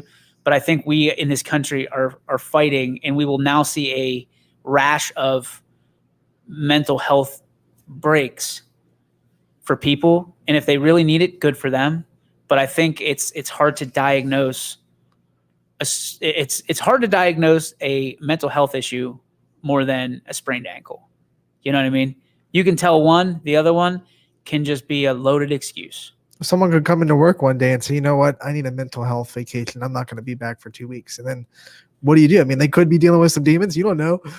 And it could be one of those situations where, like, where we're at. Right. Like nobody's living it more than we are right now. We have a guy that comes in and says, listen, I'm moving on. And I'm moving on very quickly. We could have packed it up and said, you know what? We're out for 2 weeks. We're going to figure it out. And we'll be back. We need a mental health break to make things right. Or we say, listen, the show must go on. Like you didn't. You came in here on Monday. To be real, there's been some growing pains. Yeah. Like there's been some tough realities. Yep. We've had some tough conversations already. Yep. But it would be remiss if we just kind of sat back and said, you know what? Well, I'm just going to pack it in because tough conversations are too much, and we're not going to make change. Like I promise you, we're gonna run away with this. Every Disney story has that moment where you go, I don't know if the hero's going to make it. Right. Listen, it wouldn't be a hero's journey if there wasn't a low point. That's it. I mean, there has to be something. And I'm not sitting here saying like we're at the lowest point. No. But at the same time, like it's been a rough couple days trying to kind of gather the thoughts and everything. Absolutely right. But also, you look at the Olympics. That's the way it should be too. Right. Like how many people go, other than Michael Phelps, and Simone Biles in the last Olympics? How many people go pillar to post, leading? It doesn't happen. That's not life. Like sometimes you got to battle. Sometimes you got to look into somebody else's lane and fire yourself up a little bit. And I think that Simone lost a little bit of confidence in herself. Yeah, when she lipped out, I don't trust myself. Yep. So I think that's one of those things. Like it comes down to you have to know your capabilities, and even at your lowest point, you still have to know what you're made of. Mm-hmm. You got to remember who you are, kind of like Mufasa said. Remember who you are. But that's where it is, man. Like it's hard for me to watch this mental health stuff because I'm always going to be in the back of my mind like, is it mental health or mental weakness? Right. Such a tough conversation because if it is really mental health, she needs help. But she's not going to get it in 3 days. But you don't know it. And the thing that drove me, and I said again, she's obviously been dealing with it for a little bit. Yep. It's not something like that popped up in Tokyo. Yeah. I mean, we call it the yips in baseball, right? Or in golf. I mean, yips. I mean, how many you look at Chuck Knobloch. Remember him? Oh. Dude couldn't throw. He was a second baseman. He couldn't throw to first base. He got run out of the league, and nobody said, "Wait a minute. He needs some mental health issues." Mm-hmm. Like nobody give it to him. Like nobody gives it to a guy that is batting below the Mendoza line. That maybe he's still got to go out there. Mm-hmm. But because this is something that only happens every 4 years, and she is supposedly now we're going to give her the break. I'm sorry. I got a few questions. I appreciate the even-handedness because I think it's going to be a lot of either put a hero medal on her or a lot of she's like the worst thing that ever. No, there's like either you got to have a middle, a level-headed conversation about it. I look at it as end zones, right? Another football analogy. Surprise. Right. So on this side, she can do no wrong. On this side, she is cleared. No matter what she does, no matter what anybody does, she's a saint. She's the greatest of all time. She can do no wrong. On this side, you got the haters and the naysayers. They were waiting for this opportunity, and they are cruising down the other end of the field, and they're saying, she's not who we think she is. She's not the greatest of all time. There's 100 yards in between. Mm-hmm. This is 10 yards of space in each end zone. There's 100 yards in between it's somewhere in here, right? There's probably a little bit. There's a lot of this. She's proven that she's great, but there's a little bit of this. You know what I mean? So if I'm picking where the football is right now, I'm picking it's on the 45-yard line towards her side of the end zone. She's great. She's proved it. But I think there's a little bit of clouds in the sky right now, and she's got to battle through that stuff. It's funny. The conversation coming into the Olympics about her was that her deduction points or her start value was getting dropped by the Olympic judges because they were saying that it was almost impossible to compete with. Which is garbage in itself. She wasn't. That was now all of a sudden we're talking about her stepping down. I thought when she did that, when that happened, I thought when she pulled out, that's why she pulled out. Right. And I was like, you know what? I was on board with it. And it's not like a quit. It's like, no. When you change the goalposts and where they are, if you like, it's like playing Battleship and you're like, F7. Nope. Miss. Like you can't do that. You can't do that. Everybody in the Olympics, everybody's on the same playing field. That's like saying, listen, Anthony, you and I get to play on a hoop that's 6 foot high, and everybody else has to play on one that's 10 feet high, and we're going to play 3-on-3 basketball. Like, it's the first time in my life I'll be able to dunk. Like, I'll roll you up a ramp and you'll dunk. It's one of those things. Everybody plays on a 10-foot hoop. That's how it goes. Sorry about your luck. If you can't, then you're not the best in the world. Right. She's the best in the world. You can't take that and move the chains on her and say, well, are you really? Even though you're doing a routine that has a difficulty of 8, we're going to say it's 7. People might get hurt. People might get hurt. Then people get hurt. Then they're not the best in the world. Right. Like sometimes there's a Michael Jordan and you can't do anything about it because the guy is the right guy at the right place at the right time. And imagine if they came to Tiger Woods and said, you know what? No matter what you get, we're going to take 3 strokes off your game because you're just killing people and it's not even bullshit. I mean, it's not like that's the only way you can put it. So when I read that story, I was like, okay. And then when this happened, I was like, okay, this is a boycott. I get it because this needs to change because you cannot change scores. You cannot do it. Then when it came out as the other stuff, I'm like, probably should have went with option A. Probably should have went with that. And then later, how that affected your mental health. Right. And, but to come out and just say, I'm not going to do it because I already had my Olympics. Yeah, that got me. Well, did you? Like Michael Phelps, he could have said that too, but there's awesome pictures of him going like this with all his medals. So what's going on in here? Scotty's coming in at 2. Scotty's in. You're getting relief. We're going bullpen. Bullpen. We know you're busy. You got a lot of other stuff. Scotty Mincher investigation hour. Is that what we're going to call it? Yes. A lot of Cleveland talk, I'm guessing. Yes. Just We're going to talk about the new Browns uniforms. They're fire. They're good. They're fire. I love them, and I hate saying that. I'm almost ashamed to say it. Well, at the end of the day, they're still brown and orange. DJ, So you could always get a jersey. Man. Oh no! I tried. I bought one. Full disclosure, this is breaking news. I bought a Baker Mayfield jersey. Got it. Gave it away. Couldn't do it. Like, couldn't even put it on. Like, sometimes I'll get the jersey, put it on, look, see how it looks. Just, I look at it. Oh, that's right. You still have to wear a Big Ben jersey, don't you? I forgot about that. I forgot about that bet. What was the bet? The bet was I don't even remember, but I know I won. I remember who was the better quarterback in the NFL or in the AFC North. I think to remember it exactly, I think it was who would have the better stats. Ben Roethlisberger, best stats in the AFC North, minus QB rating. So there you go. Again, to reiterate, new Browns jerseys, absolute fire. Like with still won't with own gasoline. one, right? Huh? Still won't own one. It would take a lot. It would take a lot. It would take because Well, here's what you could do: just get a jersey, but get somebody that get our punter or something like that. I like Baker Mayfield. I like Baker Mayfield. I like his swagger. I like everything about Baker Mayfield. I'll say this a million times over. I don't mind the Cleveland Browns.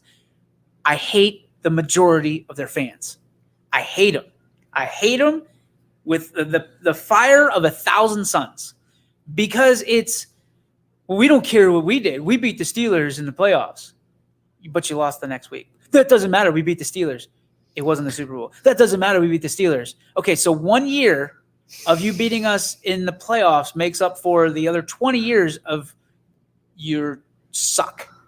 You're terrible. Did you include me? No, I love you, Scotty. You know I love you. Otherwise, I wouldn't. Here's the thing. Get over here next to the microphone. If you're going to be part of the show, let's have you be part of the show. Scotty's got the fedora that's also fire, by the way. Thank you, DJ. You got it? I was going to go. I think a mob boss is rolling up on you. I was going to go with the YSN cap today, but since I'm making my debut with Anthony as a regular, and I might be meeting a lady out later. Oh! I went out to buy her a drink. I said I got to go with the fedora. So I apologize for not wearing the YSN hat. Buddy, don't worry about it. Anyway, where I was getting at, DJ, I think because and I'm not defending those Browns I'm with you. fans, but where I was getting at was I think it's a case where to use Ohio State and Michigan as an example, say by some fluke miracle, because I don't see how there's any other way it would happen, but let's say this year Michigan shocks Ohio State, beats them in the game. I think because the Browns were so bad for so long that last year beating the Steelers was enough for a lot of people. It wasn't enough for me, but I think for a lot of people, beating the Steelers twice and beating them in the playoffs in Pittsburgh, which has been their house of horrors, that house of hell, I think a lot of people felt like that was slaying a giant. Okay. But I get where you're coming from because in Pittsburgh and, Mike Tomlin, I hate him because he wins all the time, but I also respect the hell out of him. And one thing I love that he always says that I still don't really get, but I love it, is he says the standard is the standard. And for Pittsburgh, you guys, the goal is to compete for divisions and Super Bowls every year. I think for the Browns, it was about baby steps after some of those. Help me out with this. Really 2 decades of what I'm saying, DJ, is even though I can't walk personally, you got to walk before you run. Okay, so take all that BS, crumple it in a ball, and here's what I'm going to do with it. You talked about the game. You talked about Michigan versus Ohio State. Ohio State has ownership papers over Michigan the same way that Pittsburgh has had ownership papers over Cleveland, right? That's your point? So let me ask you this, Scotty. If Michigan beats Ohio State this year, and they won't, is it the same as Cleveland beating Pittsburgh once and Michigan throwing it in Ohio State's face for however many years in a row of kicking their ass? Now they're the better team. Now they're the up and coming, right? Up and coming, the baby steps that you're talking about. I get it. But is Michigan better than Ohio State? No, I would say they were I rest my case, better Your Honor. on that day. I rest my case. And listen, the Browns did a lot to win that game. I'm not going to take anything away from that victory for all the Browns fans out there with all their love and all their passion. They deserve that. And they were excited. Some people cried. I get it. But let me tell you, that game did not go the Steelers' way at all. And I'm not making excuses for the Steelers. It started bad, and it went south quick. So when you look at it, you beat us 2 weeks in a row. Browns beat the Steelers. I always get heck over people saying, well, you play for the Steelers now. I get it. Stop being a douche. But at the end of the day, Scotty, do you think the Cleveland now are ready to take the next step and be a conference champion?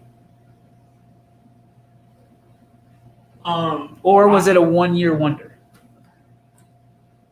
I think, in my personal opinion, they're going to have the same struggle that everybody else in the AFC is going to have, and that's finding a way to get past the Chiefs. Because let's face it, the Chiefs are the cream of the crop, and Pat Mahomes, I mean, I think he's just trying to butter me up. Seidel said recently that the NFL's figured him out. He said it on the 1 Power Hour, which I thought was kind of asinine. But I don't necessarily, like, you talk about this window, and I agree with you. Because I'm a Pirates fan, and I've seen it happen. And it's going to happen to the Browns. They have a window that's here of 2 years. And if they don't close, and guess what? You talked about the beast and the boogeyman is the Kansas City Chiefs. That's who it is. But here's the thing, DJ, too, is the NFL, it's not like baseball. Like, yeah, the Steelers have been really disappointing in the playoffs in recent years, but they've also been a contender and been in the playoff conversation every year. So they haven't had a 2-year window. But you're looking at baseball differently. I'm looking at baseball as a team that actually has a salary cap in baseball, in the Pittsburgh Pirates. That is how the NFL is set up. The Pirates would be a contender in the NFL. They would. Yeah. But you look at it, the Cleveland Browns are going to have to pay Baker Mayfield, who recently came out and say that he's not going to take a pay cut. He's not going to take a pay cut. So you're not going to get Chubb and Mayfield together. You're not going to get OBJ. You're not going to get 80, who's Jarvis Landry. Jarvis Landry. But that's where I think teams could, and maybe they're not as good immediately right off the bat, but I think that's where you retool and rebuild through the draft. But let me ask you, so this is my point. Time out. You're going to rebuild through the draft, but guess what? You're not drafting 1 through 5 anymore. But the NFL draft is very deep. You could get. Are they? So if it's that deep, how did you miss on 20 quarterbacks? I think that. Oh wait. Those years when we missed on those picks, I just think we didn't have smart people in place, to be honest with you. But it's a deep draft. You can't possibly miss on 7 rounds of basically getting the first pick of every round. But there was years, DJ, where the Browns they had talented players and had some pretty good players. The problem for them was they never nailed the quarterback. And the Steelers, the Steelers have always, they've been great at getting quarterbacks. Stop, because we had Cordell Stewart, who was not great. He was ahead of his time, right? Yeah, he was unlike anything. He was like Michael Vick. Michael Vick. Yeah, that's exactly where I was going. Tommy Maddox, Kent Graham. Bobby Brister, Neil O'Donnell. You show me stop me whenever you get to a guy that's going to wear a golden jacket. Neil O'Donnell got to a Super Bowl. you don't have to be a Hall of Famer to be good. No, Neil O'Donnell did not take the Steelers to anywhere. He would be lucky to get us out of the parking lot. The defense took the Steelers to a Super Bowl. And Neil O'Donnell, as a matter of fact, took us to Tempe, Arizona, threw 2 interceptions to a guy who was wide open on the other team, Larry Brown, and made him a Super Bowl MVP. So go ahead and tell me about Neil O'Donnell taking us to a Super Bowl, and I'll show you that Super Bowl. And you tell me who's better, Neil O'Donnell or Johnny Manziel. But you could say the same thing about Terry Bradshaw. And look at those loaded rosters he was playing with. So you're telling me all the credit goes to the Steel Curtain and Bradshaw gets none? No, but Bradshaw was throwing the ball when nobody was throwing the ball. And he had some great receivers. I mean, that's where it's at. Linda Swan, Dante Stallworth. And let's be honest. Even as a Steelers fan, I'm going to admit that a little bit of luck with the Franco Harris catch, the immaculate reception. I'm telling you what, Scotty. Like, there's a lot of luck in the Steelers, and I'm not gonna lie. Even that Santonio Holmes catch in the corner of the end zone, like 9 times out of 10, that's incomplete or broken up. That was a perfect throw and a great catch. So I'm not going to sit here and argue, but I just want to let you know. One final thing. Browns jerseys are fire. DJ, I have for you. So you're saying, and I know this is a huge if, and a lot of people can't even fathom it. Most people would say we'd probably be living in an alternate universe, or the world would come to an end if this would happen. But let's just throw it out there hypothetically. Sometime in the next 2 or 3 years, let's say the Browns get a Super Bowl and it's with Baker Mayfield. Do you think it'll be more because Baker Mayfield grew up and evolved and got better as a quarterback, or is it more he just has a loaded roster and he won because he plays with star players? That's a good question. I would say probably star players. I mean, I like his progressions. He's good. But, I mean, you can't deny you've got 2 great receivers on the same roster. Now, Hollywood Higgins isn't half bad. Even Peoples-Jones had some big catches. You look at that. You look at, they got Austin Hooper, who right now in Madden, I don't know if you're going to talk about the Madden ratings at all, but he's rated over Gronkowski, who caught 2 touchdowns in the Super Bowl. You have a loaded roster. You got Nick Chubb, you got Kareem Hunt. You did a good job. The Browns did a good job. That roster is built for like a 2, maybe a 3-year stretch. You can't keep them all, man. Like, they're a bunch of beta fish, and you put them all in the same tank, they're going to fight. But here's my point, DJ. I agree with you in the sense that these next 2 to 3 years is the Browns' best chance to win a Super Bowl.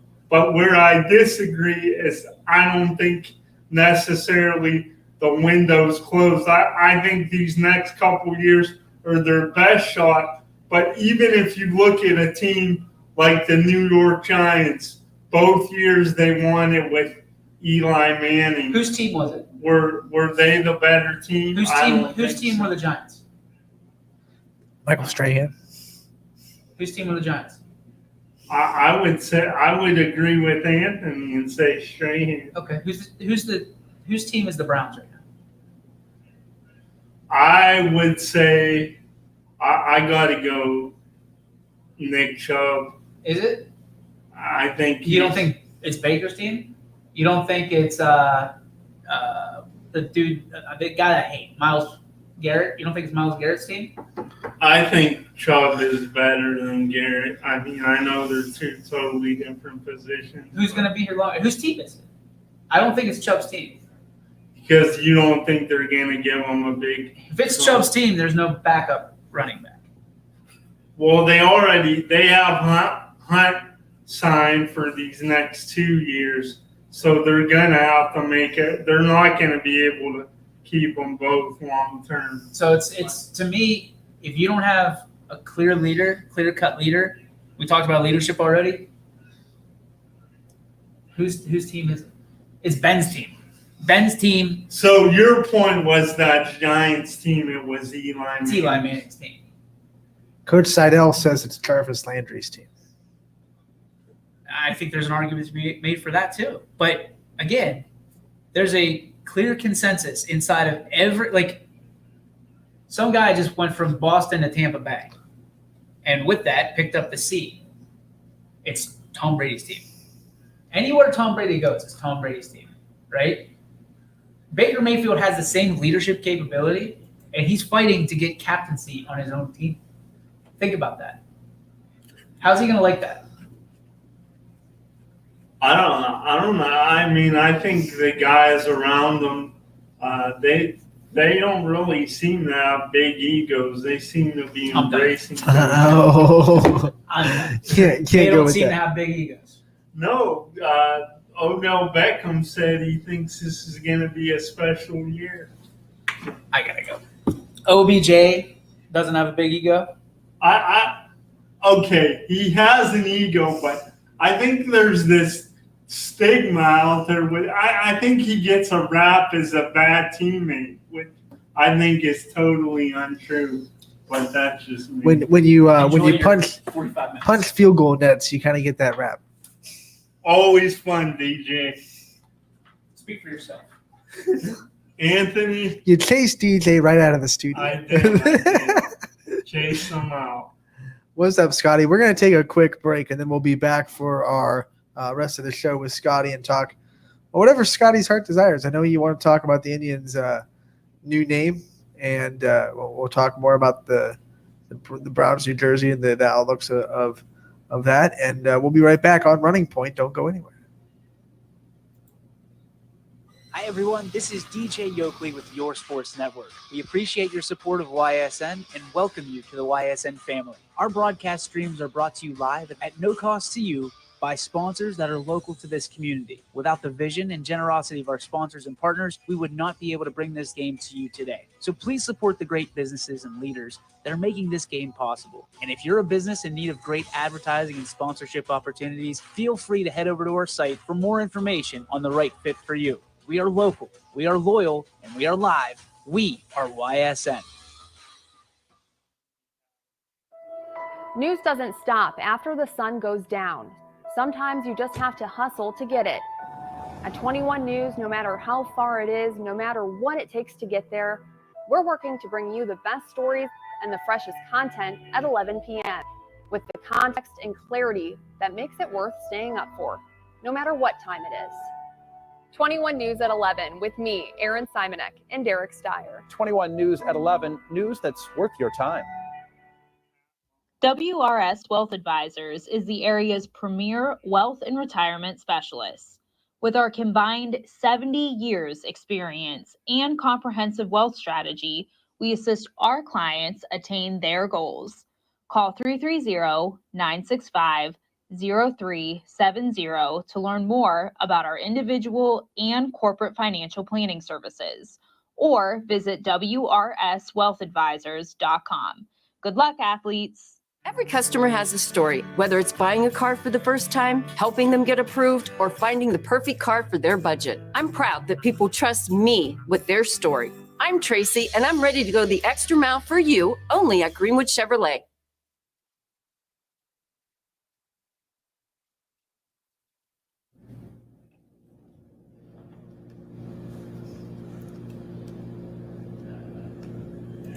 And we're back on Running Point, Wednesday edition. Anthony Hartwig with you, and Scotty rolls into the special guest chair.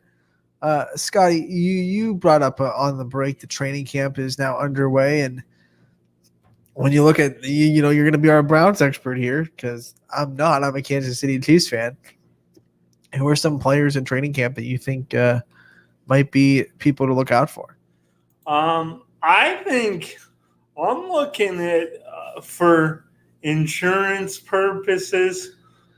as far as the running back situation goes, because I don't like bringing it up, and knock on wood, I don't want to jinx I'll do it for but you.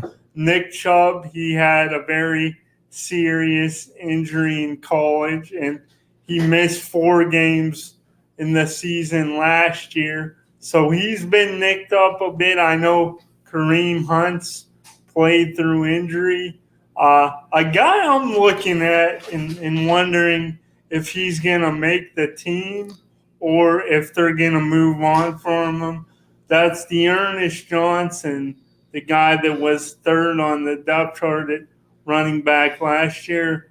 I don't know if you watched any of the Browns-Cowboys game last year, Anthony, but he ran the ball very effectively. They also drafted someone out of UCLA that they feel could maybe be a Ernest Johnson, but better than that. But I'm looking at the biggest guy I'm looking at. I mentioned him a moment ago. Anthony, is wide receiver Donovan Peoples-Jones. I'm looking at him as kind of a dark horse candidate for. I wouldn't necessarily say a breakout season, because I think with all the talent the Browns have, there's not enough footballs to go around. But I think he might make bigger plays and more explosive plays than expected, maybe even more so than a guy like Rashard Higgins. If you remember, Anthony, when he was drafted, taken in about the 5th or 6th round out of Michigan, Urban Meyer, in Urban Meyer's opinion, he said he thought he was a 1st-round talent, and that was one of the steals of the draft. And he had a game-winning catch in a huge win for the Browns against Cincinnati last year. So that's another guy I'm looking at as well in that receiving room. And then the linebacker position, a lot of people give him a bum rap, but Sione Taki, the linebacker who's been with the Browns a couple years now, I thought he was excellent against the run last year and stopping the run, but dreadful against the pass.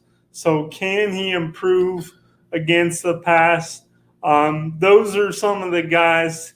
Those are 3 guys right there on the Browns roster that not many people, I don't think, are going to talk about, but I think could have more of an impact than the average fan, and even someone in the organization. I think they could even surprise people in the organization. So those are my 3 guys: Ernest Johnson, running back; Donovan Peoples-Jones, wide out; and Sione Taki, linebacker.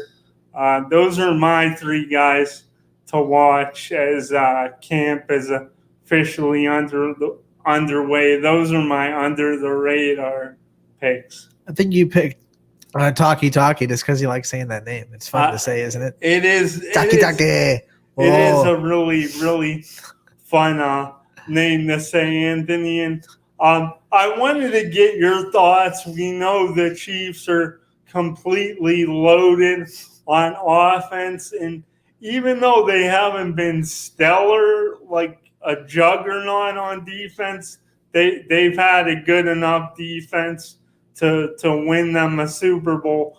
But before you maybe give me some other guys, whether they play on the offense or defensive side of the ball, that might surprise, I wanted to know your thoughts on the running back situation in Kansas City this year, and do you expect a big jump at that position? Do you think the Chiefs could maybe run the ball even more? Or do you think they have so much talent in the passing game that that'll be secondary? I think Patrick Mahomes and that air raid defense, offense, and the air offense kind of overshadowed Damian Williams and what he did for that team in 2019.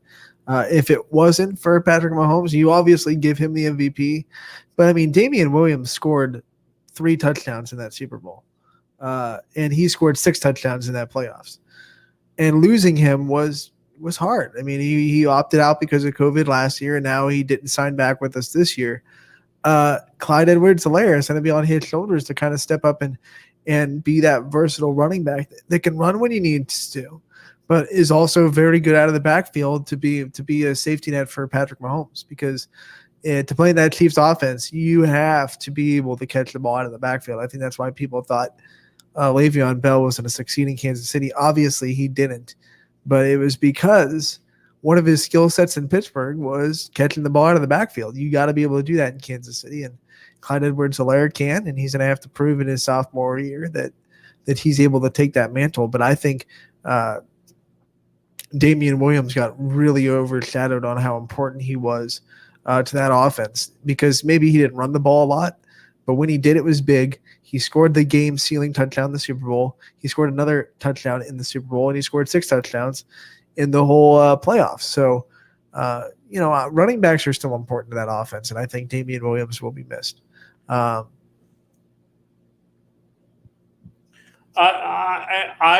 wanted to ask you too, keeping on with the training camp thing before we switch over to some new team names and jerseys for the local fans here, the Cleveland fans. But one final thing I wanted to ask you, it was obviously evident that the Chiefs, they got banged up last year late in the season on the offensive line, but they really went out and they retooled the offensive line this offseason.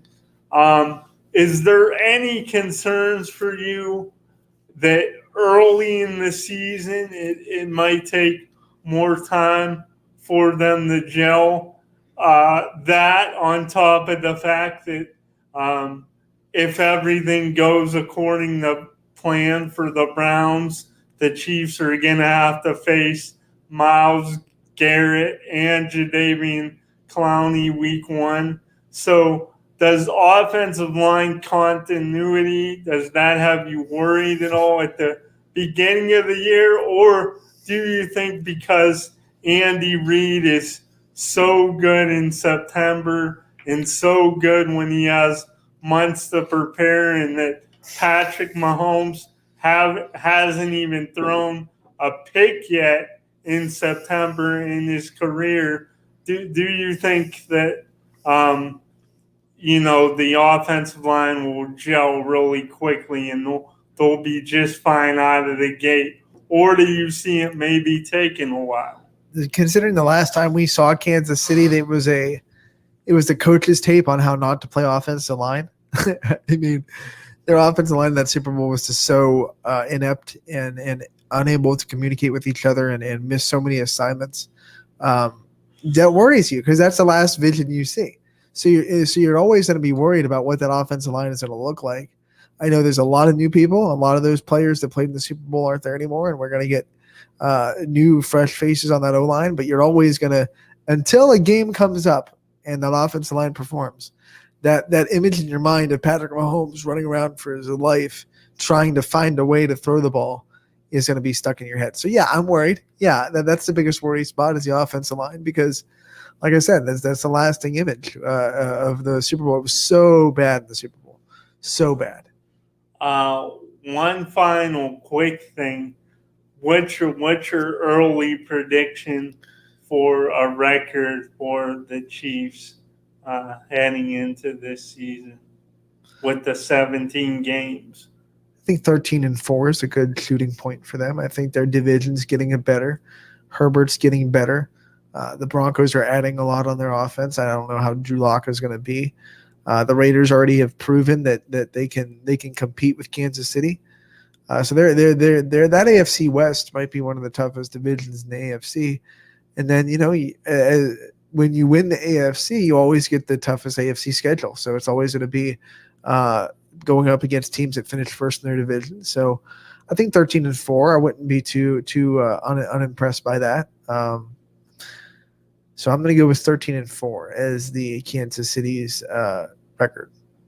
And it's definitely going to be something that's going to be fun to watch. We're going to be enemies that first week. And I know we'll talk a lot more in the coming weeks because I do want to get your thoughts at some point on do you think Pat Mahomes has peaked and, he's going to be great, but maybe not. Maybe he won't be, in the GOAT conversation, or do you think he could be even better? So I do want to talk about that eventually. Quick answer: no, he hasn't peaked because he always says himself, "There's more that I want to do, and there's more I want to learn." When you can be yourself coach, he's got to go ahead of it. So no, I don't think he's peaked, and I don't think the Super Bowl is a glaring example of, well, they see the NFL figured him out. The NFL figured out that no matter who your quarterback is, if your defensive line can get there in 2 seconds, you can beat him. That's what the Super Bowl proved. I mean, look at that loaded 2007 Patriots team. They went up against that juggernaut Giants defensive line, and we all know what happened. We all know the history is irrelevant. Yeah. I want to ask you something because you're a Cavaliers fan, and you grew up probably liking LeBron when he was here and when he came back. Yeah, I'm sure. And you do a lot of movie reviews, on your radio show and stuff. Yeah. Right? Have you seen the new Space Jam? I have. Okay. I'm an HBO Max subscriber. By the way, this is a push to our website because there's an article on ysnlive.com about whether or not Space Jam hurts or helps LeBron's legacy because it is called A New Legacy. What do you think? Do you think because I feel like the Space Jam movie did a little bit of good things for Michael Jordan to push his career up and maybe push his little image up a little bit. What do you think this new Space Jam movie does for LeBron's legacy? I don't think. I think when you look at it, when it's your opinion and you're even younger than I am, but you just said that you thought that the first Space Jam helped Jordan's legacy, but my opinion, I feel like they're both at a point in their careers where they're kind of on the back nine in their careers. I wouldn't necessarily say they were past their prime. They still had a couple really good years. Jordan won championships after Space Jam, and I think there's still an argument to be made. And I think right now, today, and it might change going into as we get in the next season, but I think right now, today, LeBron is still the best player in the NBA. So even though they were both older making these movies, they were still, playing at an elite level. But I think, to be quite honest with you, Anthony, to answer your question, I don't think it really does anything either way. I think people already have their opinions on a guy like LeBron. And I do. Here's where I'll say the big difference is, Anthony. To me, there was a small group of people, a very small minority group of people that hated Michael Jordan and always hated him from day one. But I would say the vast majority of fans, even if you weren't a Chicago Bulls fan, they love Michael Jordan. But I think a big reason for that was he didn't talk as much about politics and try to be this, ambassador off the court, where LeBron has said and done some things that a lot of people consider divisive, and he's been more outspoken about social issues. So I think as many people there are out there that love LeBron, I think there's just as many that can't stand him right now. And I don't think the movie really helps or hurts him. I don't think it affects him one way or the other, in my opinion. Now, I've always been a LeBron fan. I've enjoyed the movie. I haven't always agreed with him not speaking up at times, especially with what was going on in China earlier this year, and the people holding up signs to be free and advocating for more of a democracy. I thought LeBron, if he's this outspoken guy and wants to speak on, equality and social justice, I thought he could have said a little more there at that time when that stuff was first happening. But I think because the NBA is in bed with China, that might have made him feel a little bit uncomfortable. I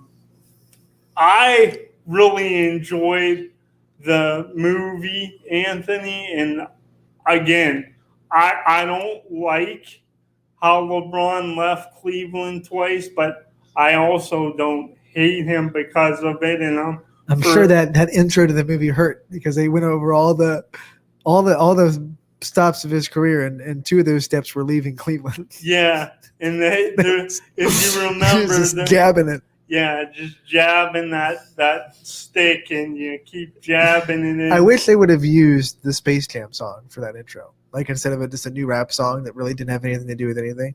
Yeah, like they should have just kept the Space Jam song, and maybe someone else could have come on and done the remix of the Space Jam song. I did think it was really clever too when the Toon Squad was getting clobbered at halftime. They brought in Michael Jordan. Yeah, they brought in Michael Jordan, but they could have used that so much Michael more. Michael B. Jordan. Like I thought they were gonna have Michael B. Jordan strap up like they did with Bill Murray, and like have to bring him in late in the game or whatever. There were things I liked about it, things I didn't like about it. I mean, but the people trashing it and saying LeBron was horrible, like that part, I don't really get because he is a bad actor, but so was Michael Jordan. Yeah, they're not come made on, to act. man. They're professional athletes. They're not supposed to be good at. And it's a cartoon. Like, what do you expect? My biggest beef about it. Oscar-winning movie. My biggest beef about it was a giant commercial for Warner Brothers. Yeah, I was just like, oh, geez, are we gonna hit all of your licenses by the end of the movie? Yeah, because they hit Harry Potter, like, they hit Batman, they hit the Justice League, they hit Wonder Woman. It's like we're gonna just like boop, go see this, go see this, go see this, go see this. Yeah, exactly. Remember that we own this. So that was my I don't like big product placement. It's like especially when you're product placing yourself. It's like, okay, Warner Brothers, we get it. We get that you have to compete with Disney, but like that's a little bit. I did like that they went for character arcs though. That was because like the first Space Jam movie, it was just cut and dry. Michael Jordan's going to go help the Looney Tunes play a basketball game. That's it. They had the son trying to live up to LeBron's standard, and they had LeBron figuring out. I mean, there were character moments with low actors and a child actor and LeBron, but they were still attempts to write a character arc into the movie, which I kind of appreciate a little bit. Yeah, I did too. I still don't know. I would have to go back and watch the first one and compare them because I haven't seen the original in years, but. To me too, even though I did really enjoy it, I thought it was solid. Again, it's not a movie that is gonna win Best Picture. But It might win best family entertainment movie. Yeah, I thought I don't think it will. I'm just saying we've seen weirder things. Yeah, I thought it was solid. The thing for me though, Anthony, when I was little, I loved watching Michael Jordan play, even though I always was a Cavs fan. And I went and saw Space Jam in the theater in 1996 when it first came out, because I was born in '88, and I had a Space Jam cake for my birthday and a Michael Jordan Toon Squad action figure. So because I have like this sentimental attachment to it, I don't know if the second one could ever top the original for me. Here's the thing. I mean, it'll always be second place because Space Jam, this new Space Jam just took Space Jam's idea and modified it a little bit and said, hey, here's a new movie. But before Space Jam, no one did that. So Space Jam was original. And then Space Jam: A New Legacy just kind of said, like most movies today are just kind of carbon copies of things that happened before. You don't see a lot of originality in blockbuster movies nowadays. Plus, I mean, who doesn't love Danny DeVito? Oh, he was so much better than Don Cheadle. Yeah. And it wasn't Don Cheadle's fault. I mean, when you name your villain Al G. Rhythm, and this, I mean, it was just, you're already off on a really bad foot. Yeah, for sure. I know, Anthony, unless you had another topic you wanted to discuss earlier, you were asking me about some uniforms in Cleveland and name changes. And I got to say, I was a little bummed. We all knew this name change was coming because the Indians officially abolished. It was faded out long before then, but they officially abolished the Chief Wahoo logo prior to the start of the 2018 season is when they officially abolished it. So we knew if they're not going to have Chief Wahoo, really, what's the point of being the Indians if you're just going to use that block C? So we knew a name change was coming. We knew there was pressure for a name change when they had the All-Star game in Cleveland a couple years ago, which I went to, by the way, and I'll never forget. It was an unforgettable, great experience seeing the hometown guy, hero, Shane Bieber get the MVP. But getting back to it, we knew it was only a matter of time before they moved on from the name. But I got to say, I was talking to DJ a couple weeks ago, and it was a year and a half ago I was advocating for the Spiders because I knew they were going to change their name. So I was a little bummed that they didn't end up going with the Spiders. I just think there were cooler things they could have done as far as the marketing, and they could have had webs and stuff like that. And I just think Spiders, it strikes a little more fear into opponent, and I like logos and team names that are intimidating.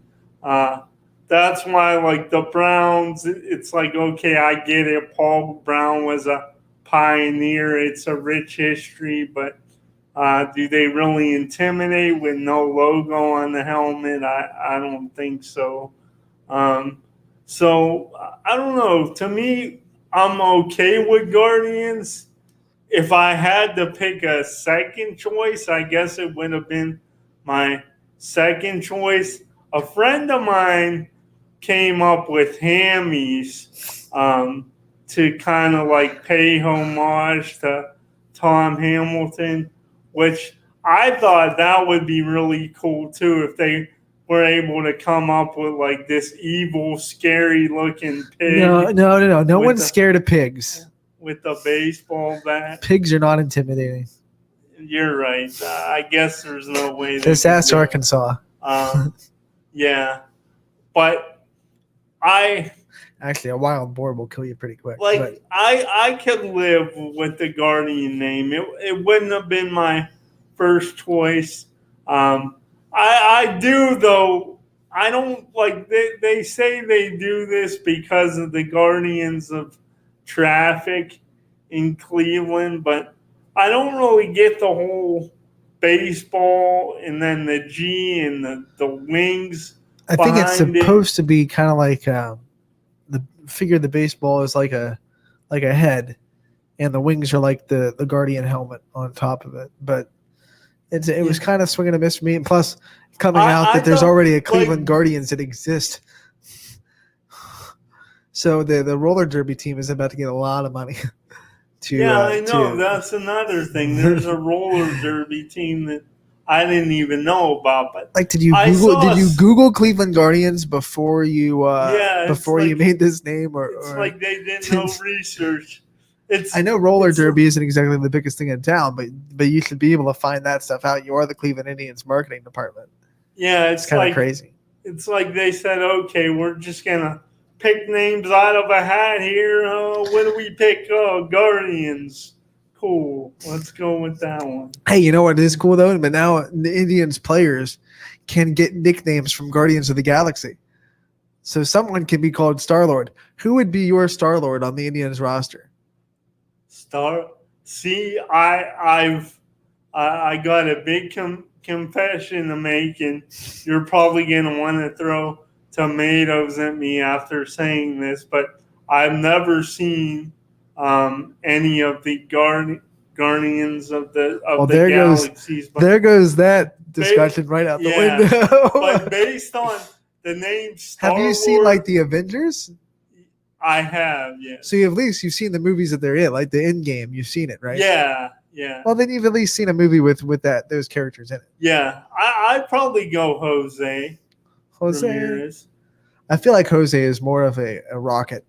You know, the guy that's always just wants to destroy everything, and maybe not the emotional leader of the group, but definitely the firepower. I don't know.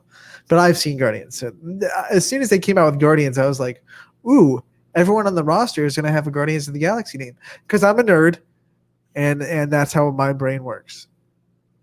Yeah, that's and I'll have to go back.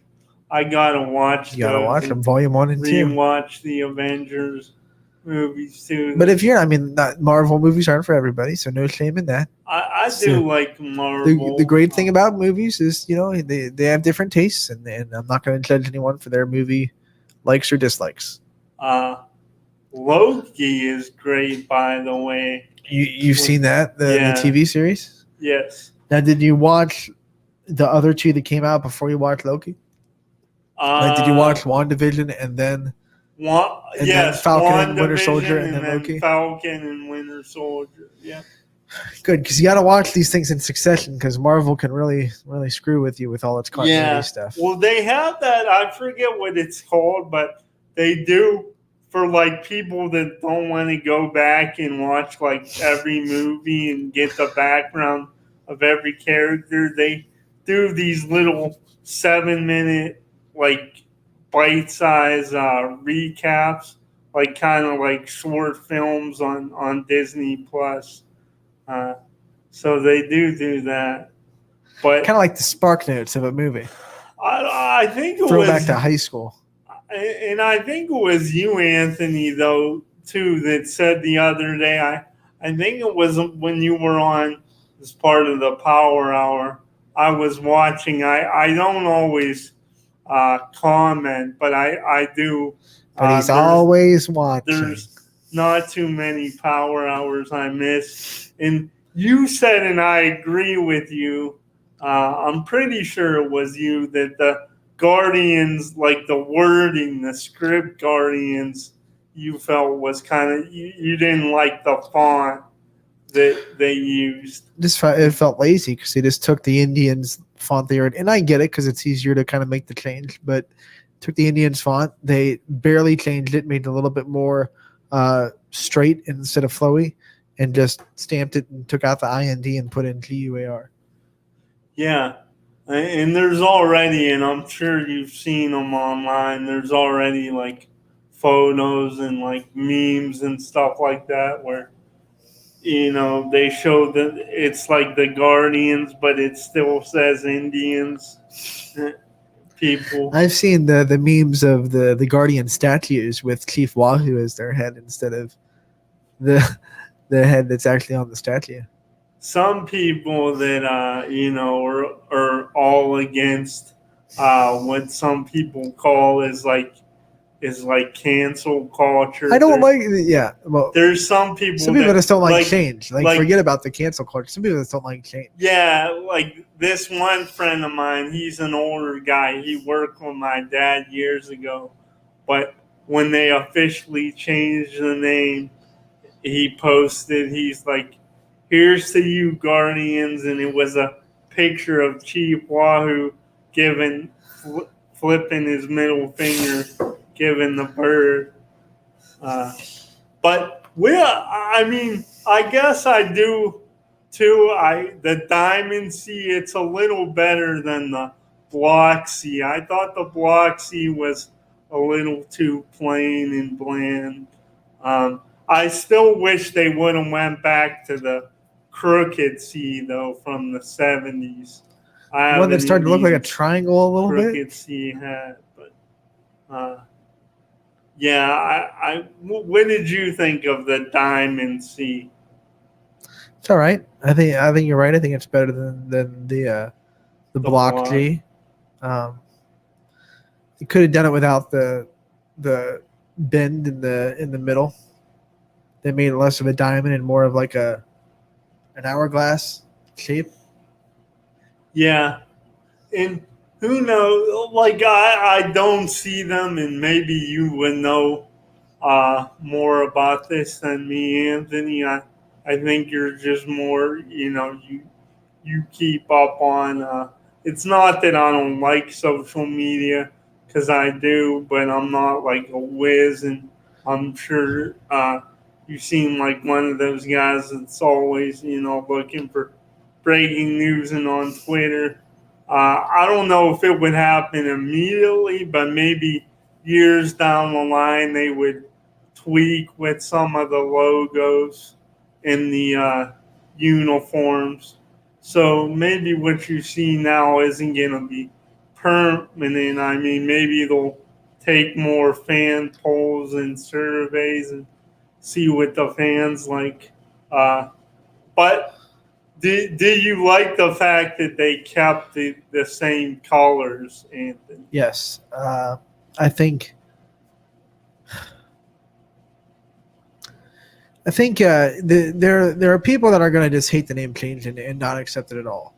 And then there are people that are going to just be on board with it because they didn't want the Indians. The middle people are going to be the ones that you really have to get. And I think they're easier to get if you try to not change as much as possible with still changing.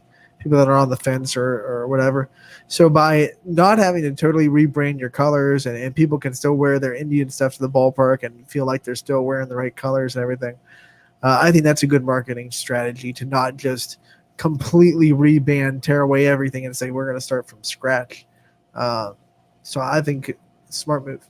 One final thing, and I want to get a couple minutes on the Browns jerseys, the new 75-year anniversary runs. But did you yourself, Anthony, did you think about the Indians' name change for a long time? I know you're a Royals fan, but do you think they nailed it with Guardians? Did you, like me, like Spiders better, or did you think they could have came up with an even cooler name? What are your thoughts? I give the grade a solid B-. It was safe. It was not bad. The Guardians is fine. You know, it brings strength. You know, Guardians. You know, and dives into a little bit of the history of the city of Cleveland with the Guardian statues. But there are names that I think that could have worked better, and there are definitely logos that probably could have worked better too. Have you seen the meme where if you take that Guardians logo and you turn it to its side, it's kind of got the outlook of Cube Wire. They kind of snuck something in there. It's like, did they do that? I don't know. He's got He's got the little feather on his head, and you can see. Oh, maybe they slipped something in there, like the Disney animators of the '90s used to slip stuff into their movies. Yeah, it's like, was it a little wink, wink, nudge, subliminal nudge. message? But anyway, we're about to wrap up, and can't thank you enough, Anthony, for you and DJ having me on now, which will be every Wednesday as a guest. But we talked about the Browns 75-year jerseys and the little 1946 football patch. I talked about it with DJ a little bit. I know you're a Chiefs fan. DJ said he thinks they're fire. I love them, but what do you think of the jerseys? They are slick. They are very good. They kind of give me the sense of like the 49ers jerseys back in like the late 90s, early 2000s when they had Steve Young and Jerry Rice, where they were white, but they had almost the I don't know what you call it, the indent of the black into the. So it gives me kind of that feel.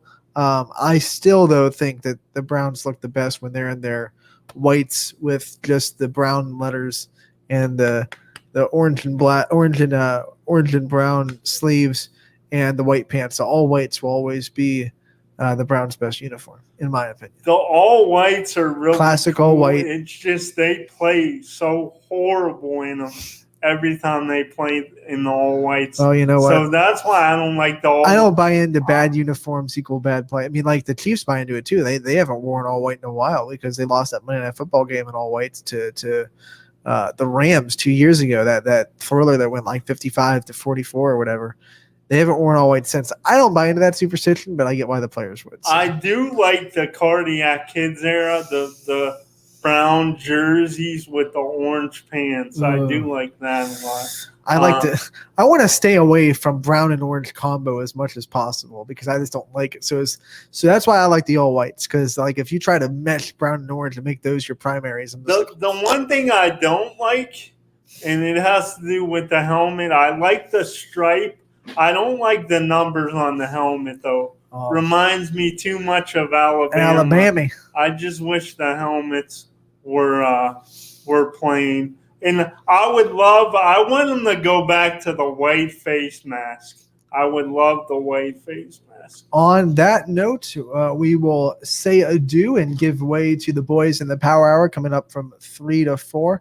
I'll be right back here from 12 to 3 tomorrow. We have Lakeview volleyball head coach Heather Guthrie joining us, along with Boardman boys soccer coach Eric Simone also joining us on the Running Point tomorrow. Coach Guthrie will be joining around 12:15 and Coach Simone at 12:45. Stay tuned for that tomorrow. And stay tuned to the Power Hour in about a couple minutes. Until then, I'm Anthony Hartwig, and have a wonderful rest of the Wednesday from everyone here at YSN.